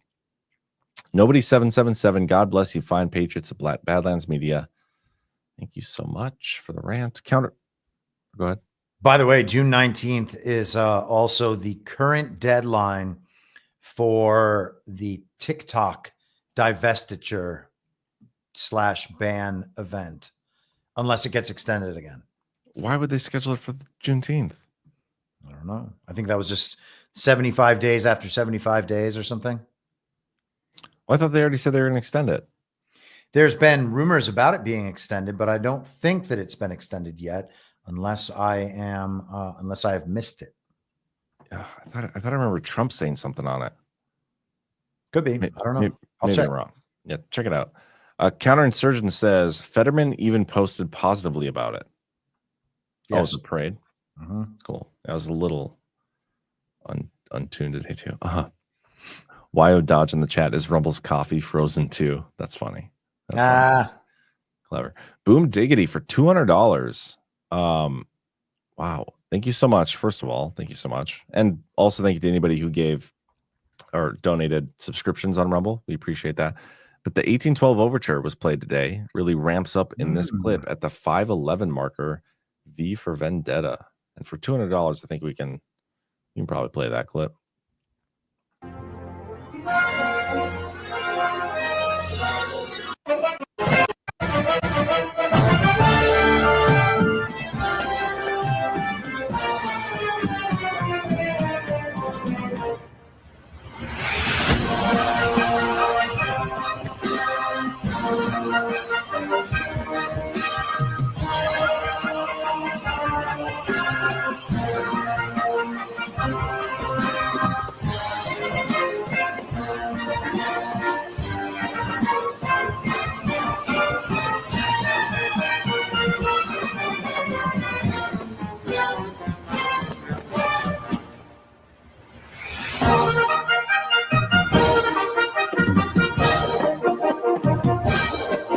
You know what? That's we're pretty gonna, great. We're going to save this for the outro. I'm going to go back to the 5:11 mark. We're going to play the longer version of that clip, not the full 19 minutes. I wonder if anyone has decoded the cannon firing. I'm not sure. I'll hold for processing. Was it? You're already saying was it a funeral procession? Yeah. Yeah. I don't know. I'll go back through and count them. I think it's 21 for, or no, is it 12? Burst of 3? I don't remember. I got to see the earlobes and then we'll figure it out. 1027 JS. Happy Father's Day. Thank you, Joe. The rant. Appreciate it. And happy Father's Day to all you fathers out there. Jordan J28. John watched you from the very beginning, way before Badlands. When all is said and done, I think DJ or DT have a special place for you and your crew. God bless. I hope he just gives us an even playing field. That'd be great. But thank you, Jordan. Jay Massett, Cali Girl, did see an attempt of a protest in Fontana, but in my opinion, it was comical. Should have gave the 5 people on the corner the bird. I saw a clip from MSNBC earlier with one of their reporters on the ground in Los Angeles, and he said that the estimated attendance in LA was 20,000 for their No Kings rally. Now, I would suggest that whatever they estimated is probably well over what the actual total was, but in like basically the most populous place in the country to only attract 20,000 to one of those events is pathetic. Yeah, that ain't good. There's this is in Denver. Ash sent this over. Smoke used to disperse ICE protesters in Colfax. Allegedly, what'd you say here? 5 people arrested for assaulting police. They tried to get on the highway. They make a point to say that this march was not affiliated with No Kings. Everybody was in a good mood. It was a relaxing day, really kind of a chill vibe over there by the Capitol. This incident here at Colfax, that was the first thing, again, that we saw and the only interaction that I have seen throughout this evening with DPD. So we know that they started to head back to the Capitol from this area. That's where Hannah Powers is right now. So we want to send it back to you guys. Look at these. These are not normal people. No. The whole thing is so silly. It's stupid. Thank you, Ash, for sending that over. The Liberty Lion. Okay, you guys got to hear retarded Marvin Martin at the protest today. What? These links are confusing, but I'll try this one. Oh, I think he's maybe the first one is the video of the event at the protest, and the second one is like the reference that he's giving. Okay. Perhaps. I see what's going on here. So this is the, I mean, these are long clips, but we'll turn to Los Angeles now, where hundreds are out at a protest in that city. NBC's David Noriega is on the scene, where we just saw some police, David, responding to the crowds there. Talk us through what's What? Yeah, here, come with me. I'll show you. I'm on Temple and Main in downtown LA. The federal building where the Marines and National Guard are posted up is there. Here, what you see is the remnants of the peaceful protest of thousands of people that started at City Hall, which is that building right behind me, earlier today. And I'm going to speak a little slowly here, guys, because every time I take a breath in, it's labored because of the gas mask that I'm wearing, which I'm wearing because there. okay. And then this is what she sent for reference. Gosh. Isn't that lovely? Hey, nice looking toy you got there. All right, so I get it. That was clever. What an idiot. Thank you for sending that, Liberty Line. Boom diggity. Question. Ash, is the claim that Lindell was trying to get info cleared that was hidden under the 1947 National Security Act, aka Reasons of National Security, the deep CIA way of covering all our crimes? The state secret thing is interesting. We should have asked for more on that. Because I don't think I have clarification. Yeah, that is interesting. It being under state secret. I'll see what Ash can, if maybe we can talk on a show or something, have her on the Daily Herald this week to discuss further. Melindy, have you all seen the U.S. Army banners that say "No Kings in America" since 1776? Was that the U.S. Army banner? I did not see it, so I cannot say. I didn't see that either. Keith Higgins, I had 4 strokes. Sounds like a typical excuse for a premature ejaculator. Don't sue me, bro. Thank you for that comment. Boom Diggity. The hammer is the key to the coup. The political crime of the century by Mary Fanning and Alan Jones. Copyright 2020. I'm going to save that link. Thank you, Boom Diggity. You've been awfully generous this evening. Okay. And this is what she sent over. The hammer is the key to the coup. The political crime of the century. Wedge Gravy. Know what this is? And there's another link. You guys are heavy on the links tonight. Breaking, they just tested the end of the world system. Today, the U.S. Air Force quietly fired off a 246-character emergency action. Isn't Shaw 246 or 256? 256, I think. Okay. So 10 short of the one I'm Gary about. 246-character emergency action message, the kind used to transmit nuclear launch codes. It was sent through the high-frequency global communication systems, not for you, not for me, for the people with their fingers on the button. No one knows what it said. Could have been a drill, could have been a warning, could have been someone checking if the nukes were still have Wi-Fi. Whatever it was, you don't test that system unless something's coming. The fuse is lit. They're testing the nuke stuff. So, well, yeah, and you wouldn't test it unless something big was coming. And the evidence of it is like that the grainy stuff. This is what they sent to the movie Contact, isn't it? Yeah, I don't know, man. Anyway, I do not know what that is. We'll hold for processing on that one. Keith O'Higgins, I wonder what would happen if Schrodinger's cat was crushed by a fast-moving Overton's window. Love it. That's a good one, Keith. Rise of Tire. Guys, play this General McInerney on War Room before 2020. Addresses Montgomery and Herron's scorecard. Worth it.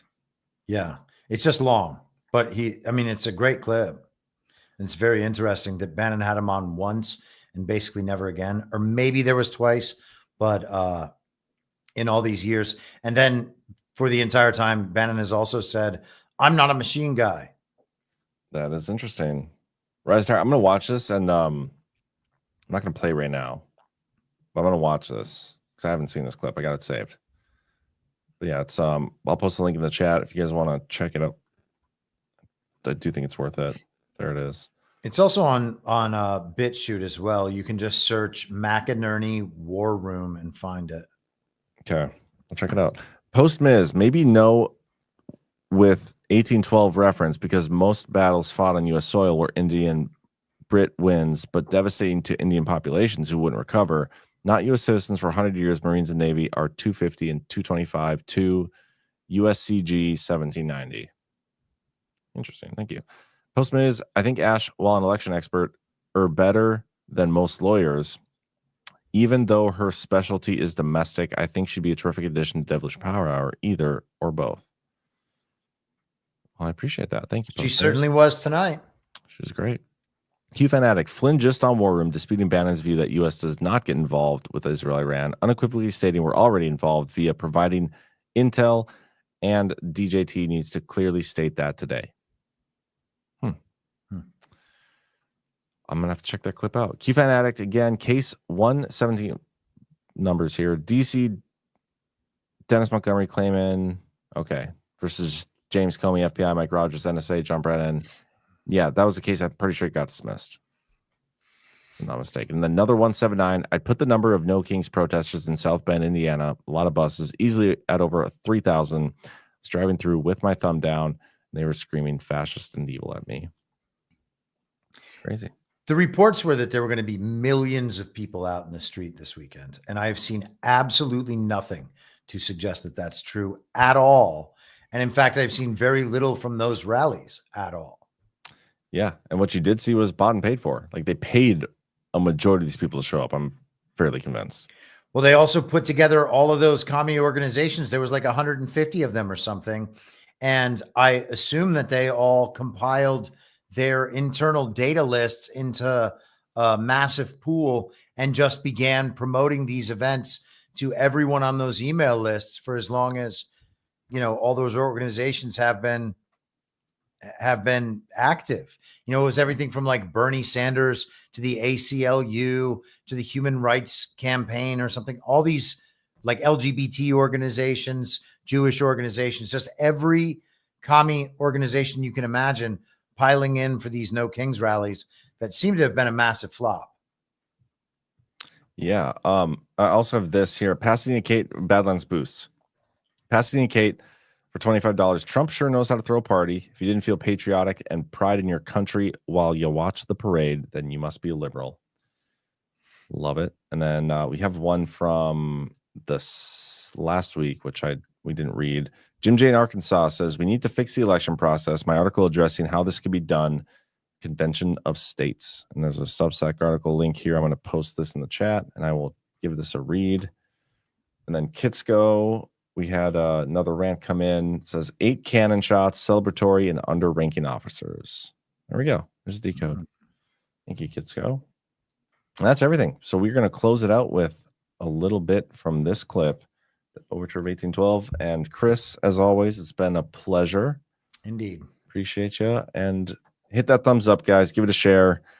Get us up on that Rumble leaderboard. It's going to be tough because I think they had Crowder featured like all day with his coverage of the protest. But we'll see what we can do. We had like a good run of 6 or 7 weeks as the top spot on Saturday Rumble leaderboard. But hit that thumbs up. Maybe you can still get us there.